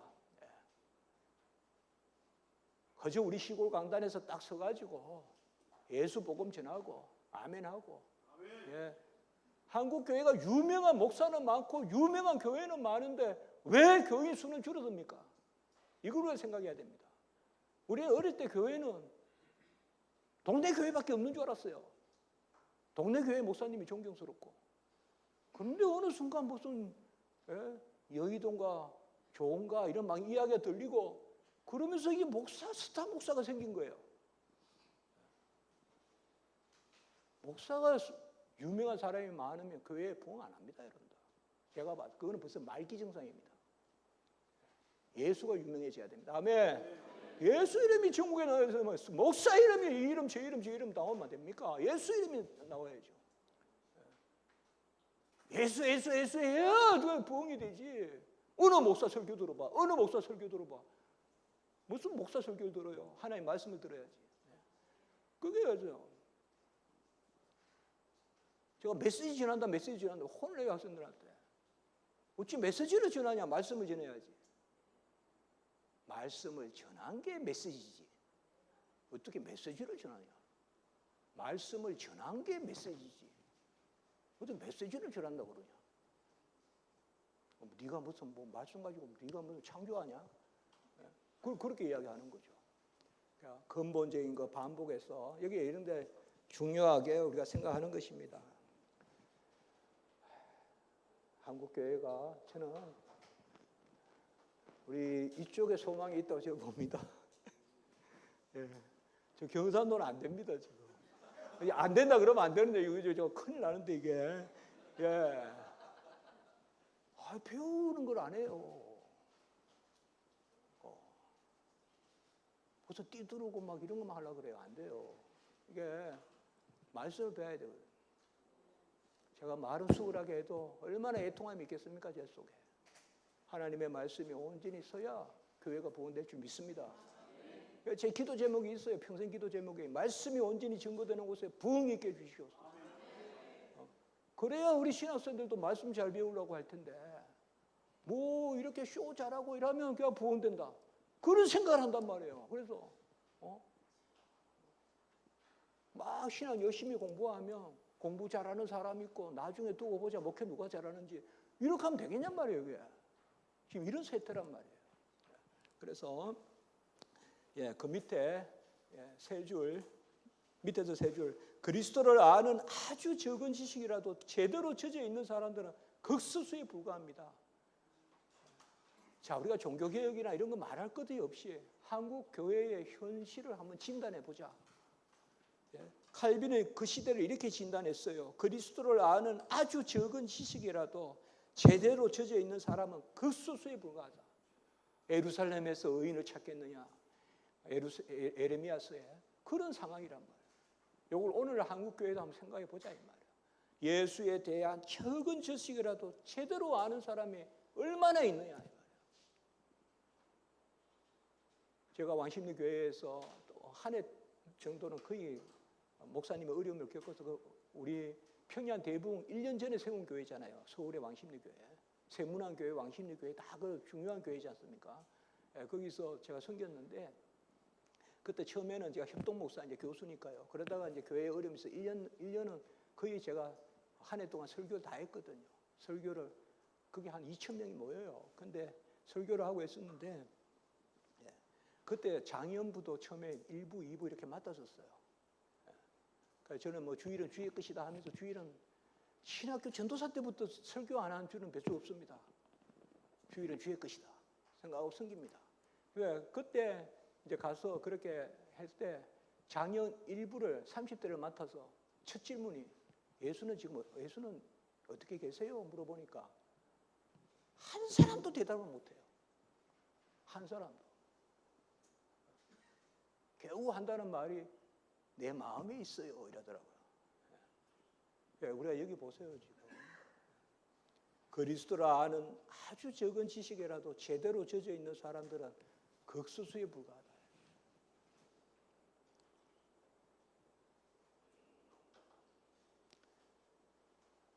우리가 교단에서 신앙 논쟁하고 이런 거 좋습니다. 그러나 가르쳐야 됩니다. 한쪽에서 가르쳐야 됩니다. 자, 그 밑에 간단하고 근본적으로 가르치기에 적합한 체계를 어김없이 제시하며 있습니다. 그리고 119페이지 둘째 문장 둘째 줄, 건전한 교리. 칼빈이 건전하다, 순수하다, 견실하다 이 말 맞습니다. 각주 4번 볼까요? 각주 4번 119페이지에 거기 둘째 줄에 건전한, 순수한, 견실한 이런 단어들 칼빈이 자주 쓰는 단어입니다. 푸라, 또 건전한, 사나 여성형으로 쓰면 남성형으로 쓰면 푸루스, 사누스, 그 다음에 견실한, 솔리두스 하나 더 써볼까요? 베라, 참된. 그래서 칼빈이 자주 쓰는 표현입니다. 테올로기아, 신학. 독트리나 볼까요? 교리. 독트리나. 교리인데 사나, 건전한 교리. 푸라, 순수한 교리. 솔리다, 견실한 교리. 그리고 뭐 순서는 없습니다. 그냥 그 쓰면 되겠습니다. 이 단어 많이 씁니다. 베라, 참된 교리. 같이 합니다. 사나가 영어로 말하면 sane이라는 뜻입니다. sane. 술 취하지 않은 뜻인데 본래 이 뜻은 건전하다는 뜻이에요. 이 구원과도 관계됩니다. 사나가. 구원과 건전한 교리. 같이 합니다. 푸라, 순수한 교리. 그리고 같이 합니다. 솔리다. 여기에 이제 견실한 교리인데 여러분 가장 순수한 게 가장 견고하잖아요. 다이아몬드. 그렇죠? 그 생각하시면 돼요. 솔리다라는 단어는 견실하다도 되고 순수하다도 되는 거예요. 뭔가 불순물이 섞여 있으면 부석부석거리잖아요. 이게 솔리다. 그리고 같이 합니다. 베라. 베라는 영어로 말하면 true, 참. 그래서 건전한 교리, 순수한 교리, 견실한 교리, 그 다음에 참된 교리 이런 말 칼빈이 많이 씁니다. 그래서 참조하시면 되고요. 그 다음에 119페이지 마지막 줄 교리 그 자체의 요체가 거의 모두 포함되어 있다. 그리고 121페이지 밑에서 셋째 줄 121페이지에 진정 변정의 부여로 교리 자체를 부인하는 것이 아니라 참된 교리를 지키는 것. 이게 변정적인 의무를 이야기합니다. 124페이지의 첫째 줄. 아이고 여러분 뭐 줄치느라고 힘들죠? 괜히 헬스장 가가지고 돈 내고 운동하지 마시고 지금만 운동하세요. 여기서요. 왜 돈 내고 운동합니까? 지금 여기 줄치면서 운동하시라고요. 자, 124페이지에 저도 참 안 풀리는 숙제가 하나 있는데 하나님 앞에서 동네 뒷산에 헉헉거리면서 갔다 왔다가 계단은 올라가기 싫더라고요. 계단은 우리 집이 6층인데 그건 올라가기 싫더라고요. 이게 안 풀리는 숙제예요. 뒷산은 끙끙거리면서 그 몇백 계단 되는데 다니는데 집에만 오면 엘리베이터가 왜 안 내려오냐, 왜 안 내려 이렇게.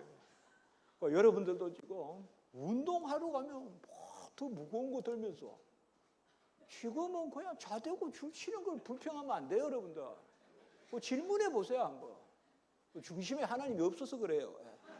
자, 124페이지에 우리 학생들이 그냥 팔 떨어집니다. 수업할 때 죽친다고. 자, 124페이지 첫째로 자기의 나라가 하나님의 홀, 하나님의 거룩한 말씀으로 다스리지 않는 때도 끝없이 번영하리라고 기대하는 왕을 얻을 수 있습니다. 이게 뭐 재미있어요. 이게 일단 제가 많이 웃었어요. 가지고 놀아요, 칼빈이. 프랑스와 1세를. 처음에는 가장 똑똑하고 영민하고 엄청 쉽게 세워줬다가 이제 서서히 비판하는 거예요. 이거 보세요. 하나님의 홀을 가지는데 하나님의 홀이 누구냐? 거룩한 말씀이라 이 말이에요. 아멘. 하나님의 홀, 근위는 말씀에 있다 이거예요. 그런데 하나님의 말씀으로 나라를 안 다스리면서 네가 건축 하나 하고 뭐 강하게 한다고 전쟁 뭐 절대 군주라고 나라가 번영한다고 생각하냐? 근데 어쨌든 프랑스와 1세가 지어놓은 데가 많다 이 말이에요. 시청 이런 것부터 해서 대단한 왕이란 말이에요. 절대 군주란 말이에요, 사람이. 이렇게 비꼽니다. 그리고 125페이지에 보시면 셋째 문단, 이건 중요합니다. 모든 예언이 믿음의 분수대로 이렇게 번역이 되어 있는데 각주 16에 동그라미 쳐보세요. 이게 카타의 아날로기한 피스테우스 헬라어로 하면 그대로 번역하면 신앙의 유비예요. 믿음의 유비. 여기에서 우리가 신앙의 유비가 여기서 나와요. 로마서 12장 6절에. 그 각주 16에 동그라미 치세요. 신앙의 유비. 이 말은 뭔가 하면 간단해요. 성경은 믿음으로 안다 이거예요. 믿음으로 받아들인다. 모든 지식은 유비의 지식이거든요. 우리는 다 비추어서 알거든요. 그럼 뭐에 비추어서 아냐? 믿음에 비추어서 안다 이거예요. 그래서 칼빈이 기독교 강요에서 신앙의 유비를 말하고 있습니다. 칼 바르트는 존재의 유비입니다. 존재의 유비는 존재를 따져서 아는 겁니다. 이건 철학적 방법입니다. 신앙의 유비 반대말이 존재의 유비입니다. 우리는 존재의 유비로 하지 않습니다. 존재의 유비는 1cm, 2cm 존재를 따져서 하는 거, 그건 존재의 유비고, 신앙의 유비는 하나님의 말씀이니까 아멘하고 받아들이는 거고. 그러니까 우리 신앙의 유비입니다. 믿음의 유비라 해도 되고요. 요새는 신앙이란 말 잘 안 씁니다. 주로 신학계에서 믿음이라 하는데 같은 말이니까 너무 딱 고착된 말은 우리가 써주면 좋으니까요. 신앙의 유비 혹은 믿음의 유비. 저는 성경대로 일단 번역된 대로, 성경에는 여기 뭐로 번역되어 있습니까? 믿음의 분수대로 이렇게 되어 있습니다. 여기 아날로기아입니다. 헬라어도 똑같고 라틴어도 똑같습니다. 그대로 번역하면 유비입니다. 유비. 그러니까 여기서 여러분들 신앙의 유비의 방식으로 칼빈이 한다는 중요한 구절입니다. 이게. 그리고 제가 좀 이렇게 편하게 이야기한다고 안 중요하다고 생각하면 안 됩니다. 엄청 중요합니다. 이게 지금. 우리 신앙의 유비, 기독신문에 글을 하나 써달라고 그러는데, 좋다. 그냥. 우리가 모든 것을 믿음으로 받아들이고 신앙의 유비로 해야 됩니다. 그럴 때 딱 이 구절을 인용하면 되는 거예요. 이런 거. 이러면 아주 빛납니다. 기독교 강요 이런 거 적재적소에 인용하면 그게 최고 학자입니다. 자, 그 밑에 세 줄 밑에 믿음의 규범을 쫓아 성경을 해석한다면 승리는 우리의 손에 있다. 믿음의 규범대로 해라. 이게 사실 신앙의 규범이란 거예요. 초대교회에서 신앙의 규범이라는 게 형성되거든요. 그거는 시간상 넘어가겠습니다. 자, 그리고 127페이지에 셋째 문단 여섯째 줄 밑에 우리는 영생은 유일하신 하나님과 그의 보내신 자 예수를 아는 것이니다. 헬라어로 그노시스 혹은 에피그노시스, 아는 것. 영생은 아는 것. 이 개념이 상당히 중요하거든요. 이 아는 것이 진리거든요. 은혜와 진리가 충만하다. 요한복음 2장 14절에. 그래서 칼빈은 그의 신학에서 같이 한번 해볼까요? 경건의 지식, 믿음의 지식, 이걸 강조합니다. 무지가 아닙니다. 지식입니다. 그러나 경건의 지식이고 믿음의 지식입니다. 경건의 지식이고 믿음의 지식이에요. 믿어서 아는 것이고 경건이라는 것은 나중에 설명하겠습니다. 받아들여서 아는 것입니다. 자, 그리고 또 넘어갑니다. 129페이지에 둘째 문단의 셋째 줄에 밑에서 넷째 줄에 새롭고 최근에 태어난 것이라고 부르고 의심스럽고 불확실한 것이다. 이게 로마 캐톨릭이 개신교를 공격할 때 가장 많이 쓰던 표현입니다. 이게 아예 저것도 새것 이렇게 불러서 신흥 이렇게요. 신흥 종교 막 이런 식으로. 그래서 칼빈은 새 것이 아니다 이거야. 성경의 것이다 이렇게 말하는 겁니다. 그래서 그 부분을 주시면 되겠습니다. 129페이지 밑에서 넷째 줄 위에 129페이지 밑에서 넷째 줄 위에 새롭고 새 근에 태어난 것이라고 부르고 의심스럽고 불확실한 것이라고 비난한다. 여기 로마 캐톨릭이 개신교를 비난할 때 쓰는 표현이에요. 에이 저것들 새로 된 것들 신흥 종교 이런 식으로 막 비난한단 말이에요. 신흥 교리 이런 식으로. 우리가 마땅한 것을 잘못된 거는 우리가 신신학 이렇게 하잖아요. 근데 요거는 그렇게 하시면 됩니다. 그것도 132페이지에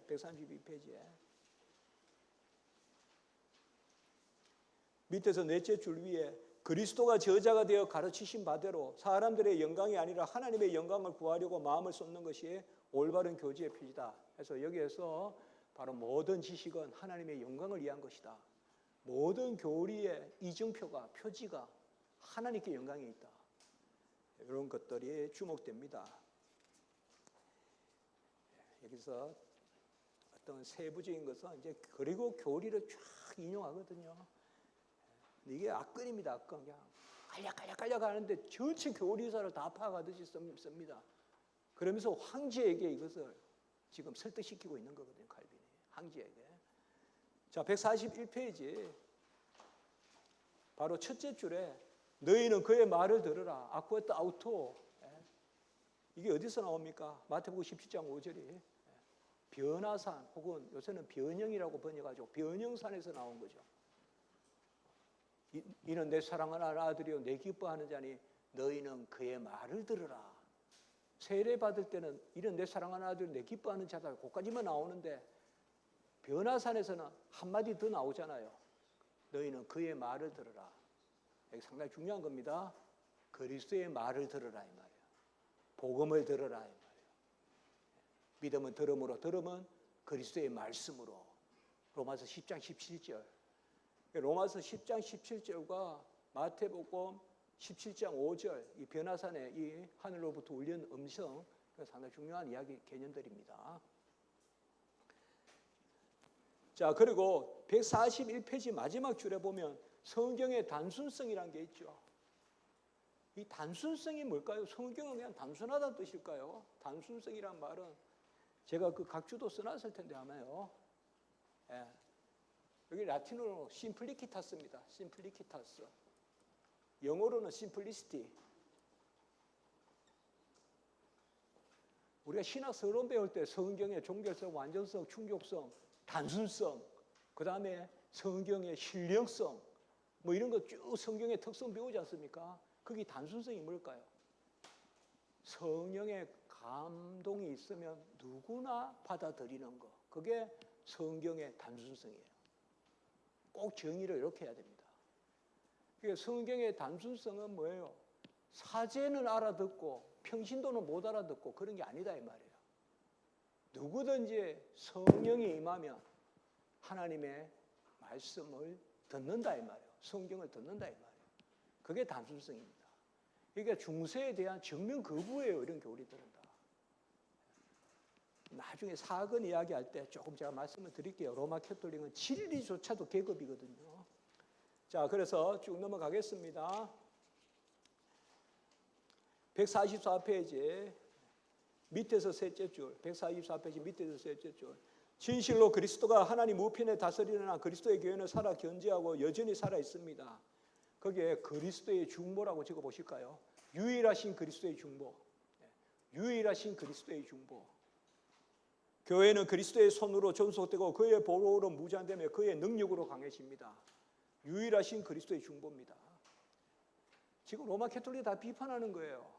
성경의 단순성 개념도 그렇고 유일하신 그리스도의 중보도 그렇고. 그리고 한 가지 더 써준다면 그리스도가 지금도 중보하신다. 이걸 우리가 계속적 중보라 그래요. 그리스도는 중보를 다 이루셨어요. 구속사적으로는. 그러나 구원론적으로는 계속적으로 중보하세요.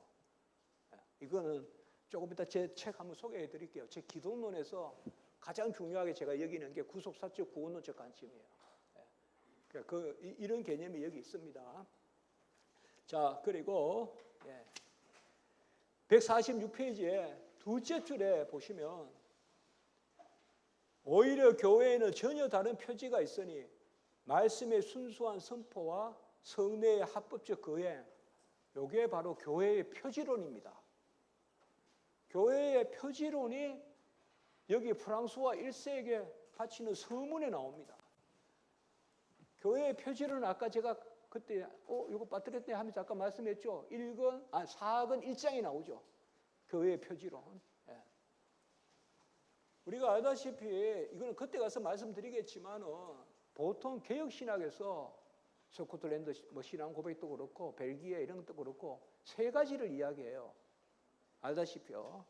그러니까 그대로 하면 제가 라틴은 말하지 않을 거예요. 말씀의 순수한 선포, 말씀의 순수한 선포, 다 형용사가 정해져 있어요. 그 다음에 성례의 합법적 거행, administratio라는 라틴어로 써요.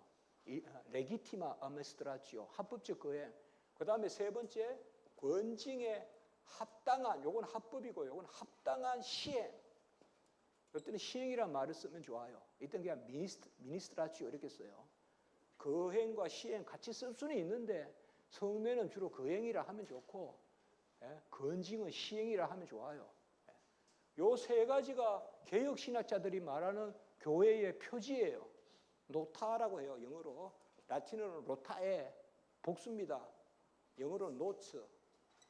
여기 복수 라틴어로 쓰면 노타에 이런 복수거든요. 교회의 표지론. 이게 바로 참 교회의 표지론이에요. 뭐가 있어야 참 교회냐? 말씀이 순수하게 선포되고 성례가 합법적으로 거행되고 건징이 합당하게 시행되고. 그런데 왜 칼빈은 두 개밖에 이야기 안 하냐 이 말이에요. 여기서 지금. 그러면 칼빈은 건징을 강조하지 않았느냐? 누구보다도 칼빈이 건징을 강조했거든요. 4권 12장 전체가 건징의 장이거든요.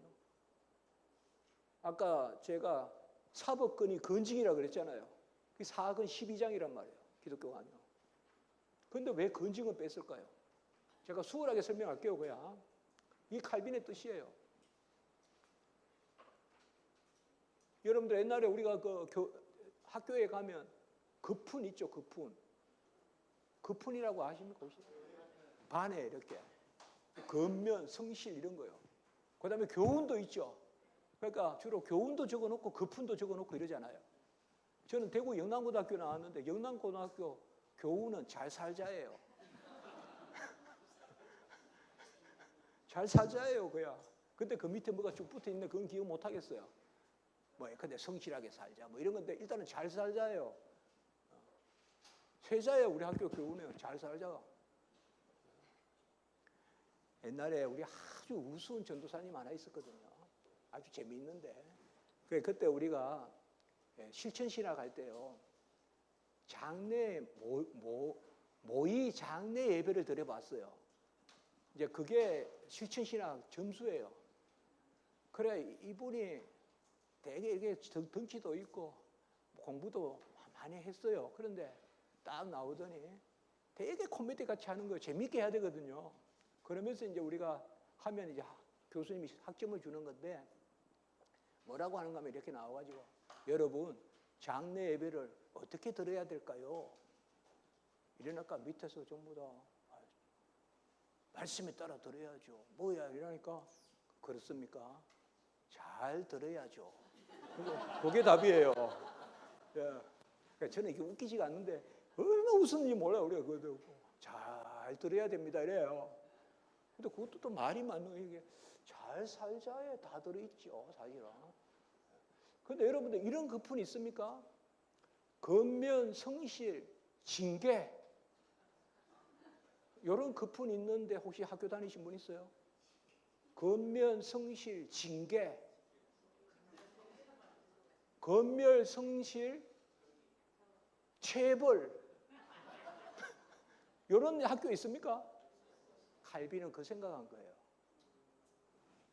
권징은 잘못했을 때 혼내는 건데 이걸 표지라고까지 말할 필요가 있냐? 이걸 제대로 강조하면 말 안 들으면 당연히 이렇게 해야지. 이런 거예요. 그러니까 칼빈은 두 가지만 강조하고 건징은 강조하지 않았다. 그렇게 말하면 안 됩니다. 건징은 누구보다 강조한 게 칼빈이에요. IDP 칼지오, 세우는 것이다. 사실 건징론도 칼빈이 수립한 거예요, 사실. 그러면 왜 교회의 표지까지는 안 넣느냐? 우리 일리가 있잖아요. 이렇게 해야 참교회인데 잘못했을 때 혼내는 것까지 말할 필요가 있겠냐 이 말이에요. 당연히 해야 될 것만 말하면 된다. 그래서 두 가지만 이야기했단 말이에요. 요거가 그대로 웨스트민스터 신앙고백에서 갑니다. 이 표현이. 그래서 말씀의 순수한 선포와 성례의 합법적 거예. 이게 어디로 바로 가는가 하면 스코틀랜드 신앙고백서로 들어가요. 존 노스가 만들 때. 그리고 그것을 따와서 영향을 받은 게 웨스트민스터 신앙고백서예요. 그러니까 여기에 보세요. 이게 제가 슬금슬금 해도 중요하다 그랬죠. 지금 여기에 프랑스와 1세에게 드리는 헌사예요. 헌사, 데디케이션, 바치는 글에서 칼빈은 바로 교회의 표지로를 이야기하고 있다. 교회의 표지라고 쓰시면 돼요. 이게 언제 또 나온다? 사건 1장에 나옵니다. 네. 여러분 사건이라니까 뭐 내년에 배울 것 같이 생각하지만 내일 모레 배웁니다. 내일 모레. 하여튼 내일 모레까지 안 앉아 계시면 앞으로 저하고 볼 생각 안 하셔야 될 겁니다. 뭐 벌써 바쁘다 그러고 뭐 못 온다 그러고 이런 분들이 있어요. 벌써 갈비탕 드시면서. 안 됩니다. 다 들으셔야 됩니다. 자, 158페이지 첫째 줄. 158페이지 첫째 줄. 여러분들 뭐 지금 끈죽끈죽하니까 한 10페이지 갔다고 깜짝 놀랐는데 나중에는 막 30페이지 막 날아가고 이럽니다, 여러분. 자, 첫째 보시면 이 서문이 분량이 많아져서 버젓한 변해서에 버금할 정도. 그러니까 서문에서 칼빈이 절묘하게 앵간히 변증서 정도 된다. 변해라는 말과 변증이 뭐가 다른가 하면요. 굳이 조직신학적으로 말하면 교리사적으로 말하면 변해는 특정한 교리 주제에 대해서 변증하는 걸 변해라고 합니다. 그래서 우리가 순교자 저스틴의 변해서 이렇게 이야기하는 거예요. 엄격하게 말하면 변증서라고 해도 되는데 변증이라고 하면 전체적으로 교리적으로 변증하는 거고요. 그러니까 여기는 그대로 아폴로기아라는 단어는 변해로 번역하면 되거든요. 그래서 칼빈은 여기에서 딱 결론적으로 이 헌사에서 뭘 강조하느냐. 이 헌사는 초판에서부터 계속 있습니다. 36년판에도 이걸 붙여놨고요. 헌사로.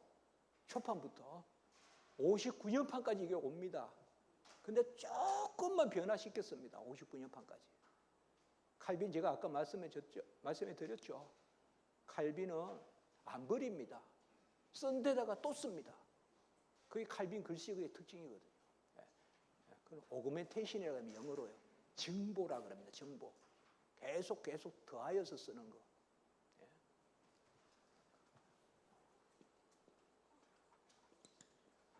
라틴어로 아우구멘타치오. 이 글쓰기의 방법입니다. 증보. 계속 더하여서 쓰는 거. 그러니까 서문도 마찬가지입니다. 칼빈이 초판 서문에서 거의 몇 줄 안 차이 납니다. 아주 명문입니다. 이 초판에서 세 가지가 확실히 드러납니다. 제가 매기지는 않았지만 첫째, 교훈적, 둘째, 고백적, 셋째, 변증적. 아까 제가 말씀드렸던 세 가지가 이 서문에 잘 나타나 있습니다. 자, 그리고 이제 여러분들 본론에 들어갑니다. 이제 제1권. 그래도 여러분 유익하죠? 예. 어느 책이든 제가 뭐 어떤 책이든 보면 앞부분이 오래 걸려요. 그리고 앞부분은 어쨌든 제대로 읽어야 돼요. 어떤 책이든 제가 봐서 앞부분. 바로 뒷부분 읽으면 많은 게 실수합니다. 앞부분은 꼭. 예. 자, 제1권은 칼빈이 창조주 하나님을 아는 지식이에요. 데 콩니치오네 데 크레아토리스 했습니다. 예. 우리 목사님 언제 쉬면 되죠? 한 30분만 더 하고 쉴까요? 지금 한번 쉬시고 할까요? 그러면 저녁은 몇 시부터죠? 6시부터요. 그러면 10분만 더 하고 10분 쉬고 10분만 더 하고 10분 쉬고 6시까지 하겠습니다. 아셨죠?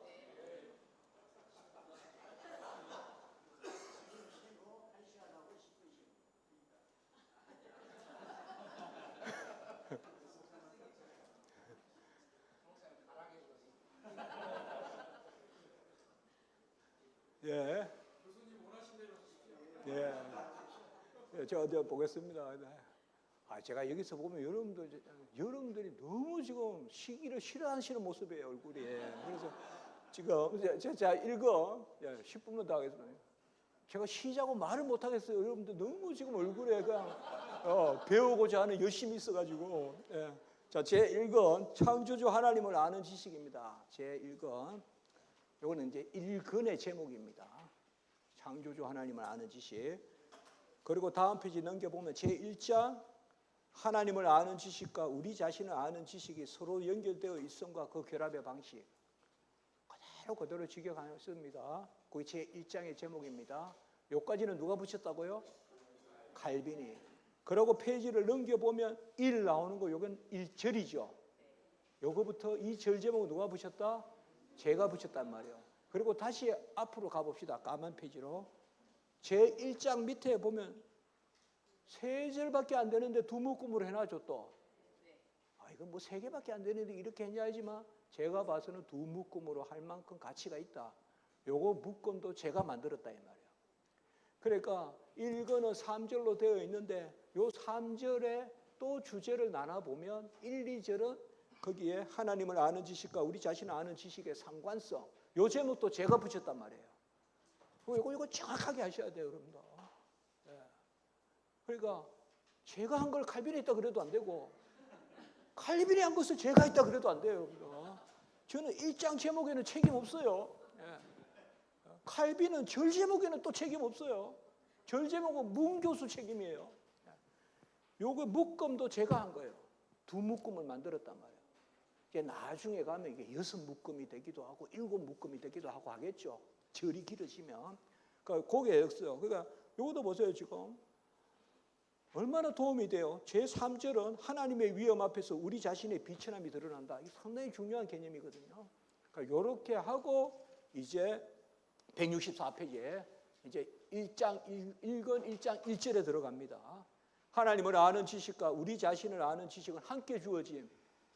이게 칼빈이 하고자 하는 말이고 이게 개혁신학입니다. 이 말은 달리 말하면 하나님을 알아야 나를 알고 나를 안다는 것은 곧 하나님을 안다는 겁니다. 선우를 따질 수 없다 이 말입니다. 먼저 하나님을 알아야 나를 안다 이 말이 맞는 것 같아도 이 말도 안 맞습니다. 왜요? 나를 모르는데 하나님 알 수도 없습니다. 왜요? 동시적으로 주어집니다. 맞잖아요. 내가 나를 안다고 하면 이미 하나님을 아는 것이고 내가 하나님을 안다 하면 나를 알고 있는 것입니다. 이미. 순서를 가지고 오는 게 아니란 말이에요. 우리가 항상 신학을 할 때는 신앙의 삶을 이야기할 때는 가르침의 순서가 있지만 실제적인 순서는 동시적인데 다만 가르침의 순서가 있을 뿐이에요. 그게 구원서정이에요. 칭의 단계에서 소명, 중생, 회심, 믿음, 자녀 삼은, 그리스도와 연합 이 6가지가 동시에 다 일어나잖아요. 그래도 순서를 가지고 가르치잖아요. 그런 거 잘 생각하셔야 돼요. 그러니까 우리가 그저 표현하기에 좋다고 마음대로 하면 안 돼요. 동시적으로 일어나는 것은 동시성을 갖게. 그래서 제가 하나님을 아는 지식과 우리 자신을 아는 지식이 함께 주어지는데 첫째 줄에 이게 참 유명한 말인 거예요. 이게 너무나 유명한 거예요. 궁극적으로 참되고 견실한 지혜는 참되고 견실한 벌써 좀 익숙하네요. 아까 나왔죠? 예. 베라 솔리다. 예. 여기는 지혜는 사피엔티아. 사피엔티아 베라 솔리다. 참되고 견실한 지혜는 그 우리 지혜의 요체, 요체란 말도 또 나왔네요. 숨마. 가장 중요한 요약은 거의 두 부분으로 이루어지는데 뭐로 이루어졌다? 하나님을 아는 지식과 우리 자신을 아는 지식으로 이루어진다. 유명한 이야기죠. 칼빈의 기독교 강의의 첫째 줄에 나오는 이야기. 사실상 본론의 첫째 줄에 나오는 이야기. 여기에서 우리가 하나 주목할 것은 주어는 지혜고 수어는 지식이죠. 여기 좀 그렇지 않습니까? 토타 페라 사피엔시아, 모든 지혜는 콩니치오 데이 노스들이 하나님을 아는 지식과 우리 자신을 아는 지식으로 이루어졌다 이렇게 돼 있단 말이에요. 이거 잘 아셔야 됩니다. 지혜는 생명의 지식입니다. 언약의 지식입니다. 구약으로 말하면 호크마, 신약으로 말하면 소피아, 라틴어로 하면 사피엔티아. 그 각주에 있습니다. 이제 이런 거 제가 설명했단 말이에요. 각주 1번에 보세요. 각주 1번에. 교리사의 길이 남을 명구로서 성경적 용례를 도와서 하나님의 지혜, 호크마, 사피엔티아, 소피아, 사피엔티아, 이게 다트, 지식. 지식은 지혜입니다. 성경의 지식은 전부 다 지혜입니다. 지식은 그노시스라고도 하고 또 에피그노시스라고도 하고 헬라어로, 그리고 더 넓게 보면 알레테이아, 진리 개념, 전부 다 생명에가 관계되어 있는 거예요. 생명의 지식이에요. 그걸 우리가 언약의 지식이라고 그러는 거예요. 그래서 아까 이미 제가 한 줄 친 이유가 있죠. 영생은 하나님과 그의 보내신 자 아들을 아는 것이니이다. 그때 아는 것은 이미 생명의 지식이란 말이에요. 생명의 지식은 성령의 임재로만 주어지는 거죠. 그러니까 영생은 단지 길 가다가 책 하나 주워서 아는 게 아니라 성령이 임하여 아는 것이죠. 영생은. 칼빈이 여기서 이야기하는 거예요. 그러니까 지혜와 지식의 상관성, 이걸 여기서 이야기하고 있고, 칼빈이 뭐 지식이란 말 많이 써요. 노티티아, 뭐 콩니치오, 사피엔, 인텔리겐치아, 인텔렉투스, 아그니치오 많이 써요. 사피엔티아, 스키엔티아. 지식이란 말 되게 많아요. 칼빈이 쓰는 말이. 유사한 단어가 많아요. 그러나 확실한 것은 칼빈이 말하는 지식은 단순히 세상의 지식이 아니라 생명의 지식, 곧 지혜다. 그래서 모든 지혜는 두 가지로, 뭘 아는 지식과 뭘 아는 지식? 하나님을 아는 지식과 우리 자신을 아는 지식으로 이루어진다. 유명한 이야기단 말이에요. 그리고 165페이지에 첫째 주, 첫째, 우리는 우리 자신에 대한 지각으로부터 우리 안에 살며 기동하며 계신 하나님의 직관으로 향하지 않는 한 자신을 볼 수 없다. 우리 자신을 아는 지각, 알고 느끼고 하는 이것으로부터 살며 기동하며, 이 구절을 칼빈이 가장 자주 인용하는 구절 중에 하나예요. 그리고 기독교 강요에 제일 먼저 나오는 구절이죠. 사도행전 17장 28절이죠. 아테네 설교에서 나오는 거죠, 이거. 영어로 말하면 living, moving, 살며 기동하며 계시니라, being. 세 가지가 있는 거예요. living, moving, being. 이거는 주로 우리가 하나님의 섭리를 이야기할 때 가장 중요한 구절이에요. 하나님이 내 안에서 살며 기동하며 살며 움직이며 존재하신다. 섭리 이야기할 때 많이 이야기해요. 일거수일투족을 하나님이 다 간섭하신다, 주장하신다. 그런데 하나 잘 아실 것은 칼빈은 지식에조차 하나님이 우리 안에서 살며 기동하며 있다는 것을 강조한다는 점이에요. 아는 것조차 하나님이 내 안에 사셔서 살아계시고 움직이고 계시다 이 말이에요. 그러니까 이 사도행전 17장 28절, 제가 이야기했죠. 절마다 성경 안 나오는 구절이 없는데 이런 성경 한 구절을 본문 삼아서 새벽 예배 설교하고 이 텍스트로, 그러니까 먼저 본문 선택하고 기독교 강요 좀 읽고 덮어 놓으시고, 그리고 주석도 참조하셔서 설교문 쓰셔서 설교하시고, 그 새벽 예배 설교하시면 1277절이니까 새벽 예배 고민할 필요가 없잖아요. 그런데 한 가지 조심할 게 있어요. 오늘부터 기독교 강요 가지고 새벽 예배 설교합니다 하면 안 옵니다. 그러니까 모르게 하세요. 모르게 하는데 분명히 성도님들부터 반응이 나오거든요. 우리 목사님 설교가 아주 다양해졌어. 어제 삼층천에 갔다 오셨나? 아주 다양해졌어. 목사님 비밀이 뭐예요? 비밀이 뭐예요? 비밀이 뭐예요? 막 성도들이 아우성을 치면서 막 민어 사주고 막 그러거든. 예? 저 역전에 가면 민어 그 맛있는 데 있더라고요. 민어 사주고 그러거든. 그러면 제가 알려줄게요. 기독교 강요 읽으세요. 그러면 되는 거예요, 그때. 예. 자, 사도행전 17장 28절 참 다 중요한 겁니다.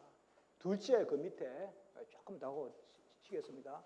하늘로부터 우리에게 방울방울 떨어지는 은총돌에 의해서 우리는 마치 겨울을 거슬러 올라가는 원천. 아까 원천이라면 풍수라는 뜻인데 풍수.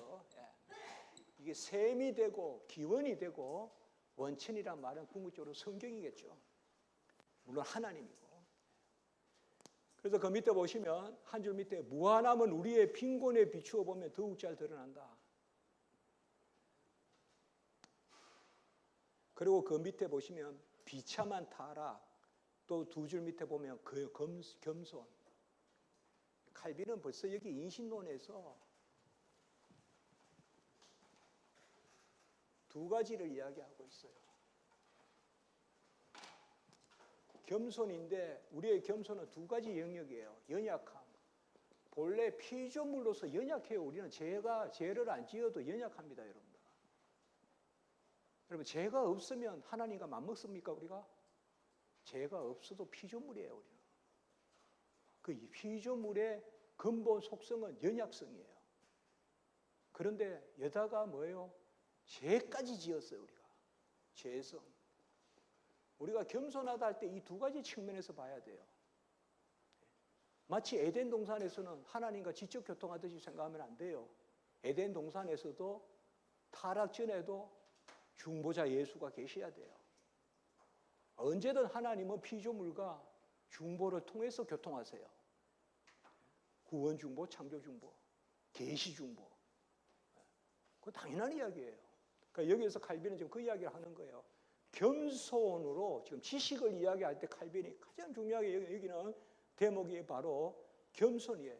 영어로 humility, 라틴어는 humilitas. 각주 5번에 보면 바로 원천인 지식에 가는데 겸손에 이른다. 우리는 피조물로서 연약함이 있고 그다가 죄성까지 있는 거예요. 이 죄성으로 말미암아 비참함이 있는 거예요. 우리가 비참함이. 미세리아, 비참함. 타락한 인류에게 쓰는 가장 중요한 단어가 비참함이에요. 약속된 단어예요. 영어로는 미sery, 라틴어는 미세리아, 비참함. 그래서 거기 보세요. 다시 올라가서 둘째, 셋째 줄에 하나님의 무한함은 우리의 빈곤에 비추어 보면 더욱 잘 드러난다. 자, 칼빈은 여기서 두 가지가 동시에 드러나는데 하나님의 무한하심이 드러나고 우리의 빈곤함이 드러나고 이게 기독교 인신론이에요. 데카르트는 뭐예요? 인간의 사고가 명정해서 신을 안다 그랬잖아요. 이건 철학적 사고고 신학적 인신론은 뭐예요? 나의 비참함을 봐야 하나님의 무한하심과 전능하심이 함께 보인다 이 말이에요. 이게 기독교 인신론이란 말이에요. 내 죄와 함께 은혜가 보인다 이 말이에요. 이건 아무것도 아닌 것 같지만 이게 기독교 인신론입니다. 그래서 그 밑에 둘째 줄 수치스러운 벌거벗음이 드러난다 이 말이에요. 그리고 밑에서 셋째 줄 이게 중요한 거예요. 이게 이제 기독교 인신론이에요. 우리가 말한다면 우리는 우리 각자의 무지, 공업, 무능, 연약함, 타락과 부패를 지각하면서 지혜의 찬빛, 한결같은 영역, 온갖 선한 것들의 부요함, 의의 순수함이 다름 아닌 여호와께만 있다는 사실을 인식하게 된다. 극과 극으로 인식한다 이 말이에요. 우리의 악행들로 말미암아 하나님의 선한 것들을 헤아리도록 자극을 받게 된다. 같이 한번 읽을까요? 더욱이 시작. 더욱이 우리는 우리 자신에 대해서 실망하기 전까지는 하나님을 진지하게 갈망할 수도 없다. 제가 마치 음률을 맞추듯이 번역했습니다. 우리 자신에 실망하지 않고는 하나님을 갈망할 수 없다 이 말이에요. 이거 철학적 인신론하고는 다른 거예요. 철학적 인신론은 우리 사고가 명확하기 때문에 방법서설, 성찰 이런 데 보면 데카르트에 우리가 명정하게 사고하기 때문에 신을 안다 그랬단 말이에요. 그리고 신존재 증명으로 들어간단 말이에요. 데카르트가. 그러나 우리 그게 아니에요. 이게 아무것도 아닌 것 같지만 얼마나 중요한 이야기입니까? 나에게 실망하지 않고는 하나님을 갈망할 수 없다. 그런데 나에 대한 실망이 하나님을 알기 전에 있을 수 있습니까? 없습니까? 없다 이 말이에요. 동시에 주어진다 이 말이에요. 하나님을 모르면 자고한다 이 말. 내가 스스로 잘된 줄 알고. 예? 그래서 나에게 절망하지 않고는 하나님을 갈망할 수 없다. 그리고 2절 가기 전에 바로 위에 마치 손에 끌려가듯이. 자, 앞으로 손이라는 단어가 나오면요, 이 라틴어 마누스라 그러는데, 영어도 여러분들 매니퓰레이션이라면 매니큐 손가락이잖아요. 이거 라틴어에서 마누스에서 나온 거예요. 손이에요, 손. 앞으로 칼빈이 손이라 그러면 대체로 섭리를 뜻해요. 섭리. 하나님의 섭리. 같이 합니다. 섭리의 손. 네. 그래서 나중에 우리가 읽은 16장, 17장 이런 데 가면 섭리할 때 칼빈이 그 말 많이 쓴다고요. 하나님의 보이지 않는 손은 보이는 손을 사용하시는데, 보이는 손이 대표적으로 누굴까요? 사람이에요. 그러니까 보이지 않는 손이 보이는 손을 사용하신다. Invisible hand, 보이지 않는 손이 visible hand를 사용한다. 칼빈이 하나님이 요나를 사용한다. 하나님이 모세를 사용한다. 그런 개념입니다. 예. 자, 2장 그 밑에 반면에 사람은 하나님이 자기를 알려주셔야 알게 돼. 이것도 우리 신학서론의 대원칙이잖아요. 알려주셔야 합니다. 자, 이렇게 할까요? 우리는 스스로 안다 해서도 안 됩니다.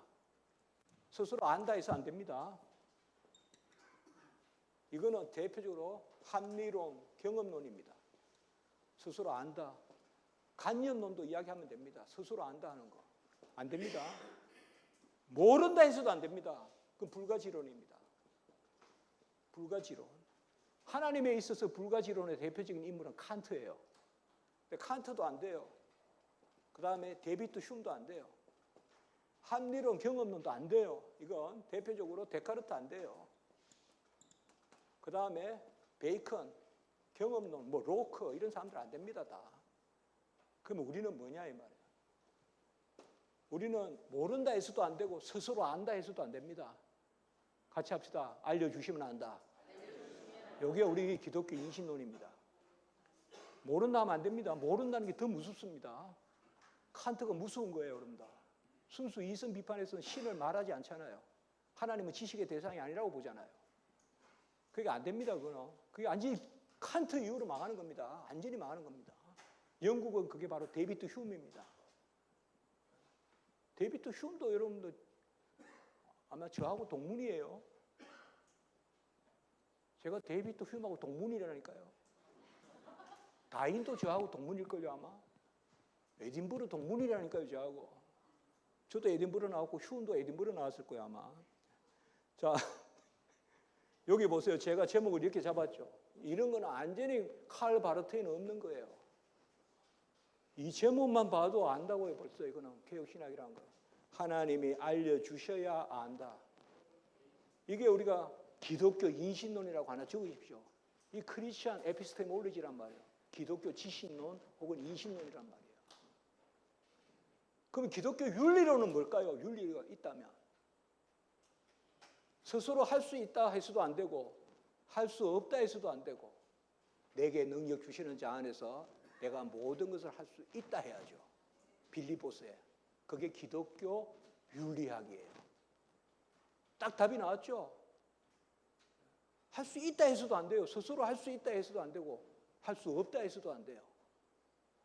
능력 주시는 자 안에서 모든 것을 할 수 있다 하는 거. 그게 아까 말했던 휴밀리타스예요. 겸손이에요. 휴밀리타스. 진정한 겸손은 할 수 없다고 하는 게 아니에요. 맨날 교회에 보면요. 할 수 있다는 사람도 골치지만 할 수 없다는 사람도 골치예요. 제가 뭘 할 수 있습니까? 이래요. 뭐 성경 헌금 좀 하십니까? 아니 제가 뭐 하겠습니까? 나중에 뭐 교회 좀 마당 좀 썰죠 이러면 제가 능력이 없어서 마당도 무슨 능력으로 씁니까? 교회 설거지 좀 하면 제가 할 수 있겠습니까? 할 수 없다는 게 더 골치 아파요. 할 수 있다는 것도 문제고 우리는 뭐예요? 능력 주시면 할 수 있다. 알게 하시면 안다. 여러분 불가지론이 무서운 겁니다. 하나님을 어떻게 알아? 그 무서운 거예요. 그거.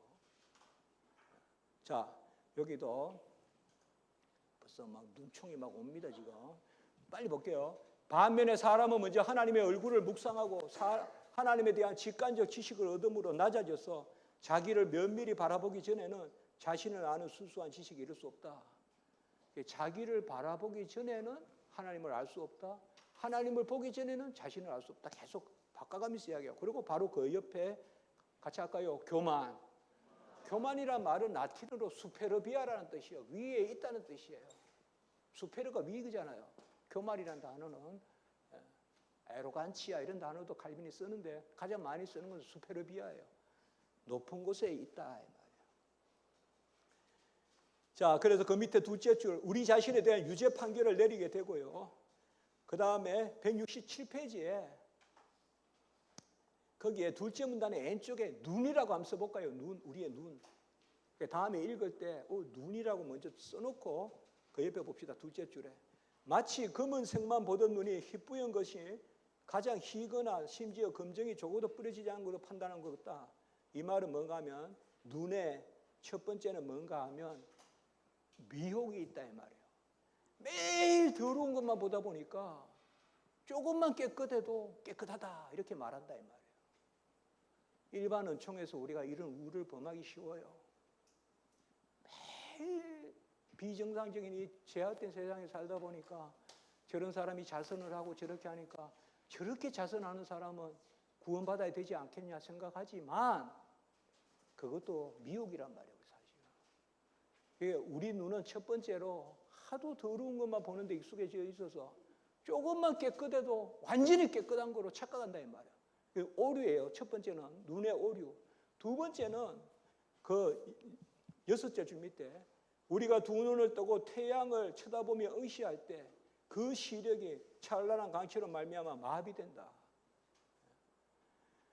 여러분 한번 시험해 보시면 되는데 시험하지 마세요. 이거는 태양을 몇 초 동안 바라볼 수 있는가 이런 거 하지 마세요. 눈 멀어요.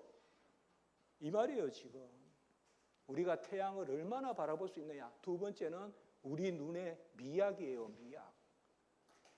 우리 눈은 제대로 본다 하지만은 이미 잘못되어 있고 지금 물은 깨끗하다 하지만은 너무 흙탕 물에 살다 보니까 조금만 깨끗하면 깨끗하다 하는 거고 하나님은 태평양에 잉크 하나가 떨어져도 썩겠다고 하시는데 우리는 그냥 인간이 깨끗하면 아주 깨끗하다 이야기한다 이 말이에요. 푸라라고 이야기한단 말이에요. 아니다 이 말이에요. 우리 눈은 미혹되어 있다. 이게 뭐예요 지금? 우리의 이 타락한 눈으로는 볼 수 없다 이거예요. 두 번째는 약하다 이 말이에요. 하나님이 지으신 태양 그 비단줄기도 못 보는데 어찌 하나님을 보겠냐 이 말이에요. 우리가 비단줄기도 못 보는데 어찌 하나님을 보겠냐. 제가 용인에 양지 우리 신학교가 있거든요. 그게 아침에 6시 한 40분에 갑니다. 학교에. 그러니까 8시부터 수업이거든요. 근데 거기 주로 이천 그쪽에서 동쪽에서 해가 많이 떠올라요. 그때마다 하나님 앞에 그 생각을 해요. 나의 시력은 미약하나이다. 그 빛이 하나만 와도 이걸 내려야 돼요. 근데 이 눈으로 무슨 하나님을 보겠다고 나섭니까 우리가? 그래서 바울의 눈을 육안을 닫아버리고 영안을 뜨게 하시는 거죠. 자, 그 밑에 둘째 문단, 그 밑에 문단 셋째 줄. 자, 여기에서 눈의 비유는 두 가지입니다. 우리 눈은 미혹되다. 한마디로 오류가 있다는 거고 두 번째는 뭐예요? 미약하다. 미혹, 미약 두 가지 생각하면 되겠죠. 그러니까 제대로 못 본다 이 말이에요. 제대로 본다 생각하시면 안 된다 이 말이에요. 도토리 키재기다 이 말이에요. 우리가. 그리고 약하다 이 말이에요. 그리고 그 밑에 문단 다섯째 줄. 일단 우리가 하나님에 대한 생각을 가단뛰기 시작하여 그가 어떠한 분이신지 그의 의지의 능력의 완전함이 은밀한지 헤아리는 기준에 맞추어야 한다. 그러면 의로 가장하여 우리의 즐겁게 하던 것이 더러워지고 옛날에는 의라고 생각했는데 하나님 앞에 서 보니까 아무것도 아니더라 이 말이에요. 지혜라는 것이 우리에게 주어진 것이 악취를 풍기고 그 다음에 능력이라고 나타난 것이 비참한 무능으로 실로 우리 안에서 절대적으로 여겨지는 것은 하나님의 순수함에 결코 부합하지고는 야 이건 절대적이야. 근데 하나님 앞에 서니까 아무것도 아니더라 이 말이에요. 이 두 가지 지식이 동일해요. 3절 하나님의 현존 앞에서 드러나는 우리의 비참함. 그래서 여기에서 보면 특별히 한 6절쯤 밑에 사람이 자기 자신과 하나님의 위엄을 비교해 보기 전에는 자기의 비참함을 아는 지식으로 결코 하나님과 영향의 감동을 받지 않는다는 거예요. 우리 하나님 앞에 서야 된다. 주 앞에 서야 된다. 저는 성도님들에게 그런 말을 잘합니다. 눈을 감으세요. 그럼 보입니다. 눈을 뜨니까 안 보이는 거예요. 눈을 감으면 그 기도하는 마음으로 보면 보인다 이거죠. 기도하는 마음으로. 그래서 그 밑에 보시면 사사기와 여리 선지자의 하루라 나여 망하게 되었도다 죽게 되었도다 이런 거 있잖아요. 내 입술이 부정하다. 이런 게 다 하나님 앞에 서면 그래 된다 이 말이에요. 이사야 같이. 나는 말을 못한다. 뭐 어린아이와 같다. 뭐 출입을 모른다. 이런 말이 나온다 이 말이에요. 우리에게. 그 대선지자들도 그렇게 말한다 이 말이에요. 바울도 죄인 중에 괴수라 그런다 이 말이에요. 하나님 앞에 서면. 어찌 우리가 온전하다 나서겠냐 이 말이에요. 그러나 절망입니까? 아니죠. 능력 주시면 알게 되는 거죠. 알게 하시면 알게 되는 거죠. 그래서 169페이지에 서랍들도 두려움 때문에 천사도 얼굴을 가린다 이거예요. 칼빈이 이렇게 얘기한다. 하나님 앞에서. 서랍들도 두려움 때문에 얼굴을 가린다. 자, 그래도 제가요. 1장을 마치고 쉬려고 이렇게 한 겁니다. 여러분 절망하지 않으라고. 우리나라 말에 시작이 반이라 그랬어요. 여러분 이제 2급 마친 겁니다. 조금 쉬시겠습니다.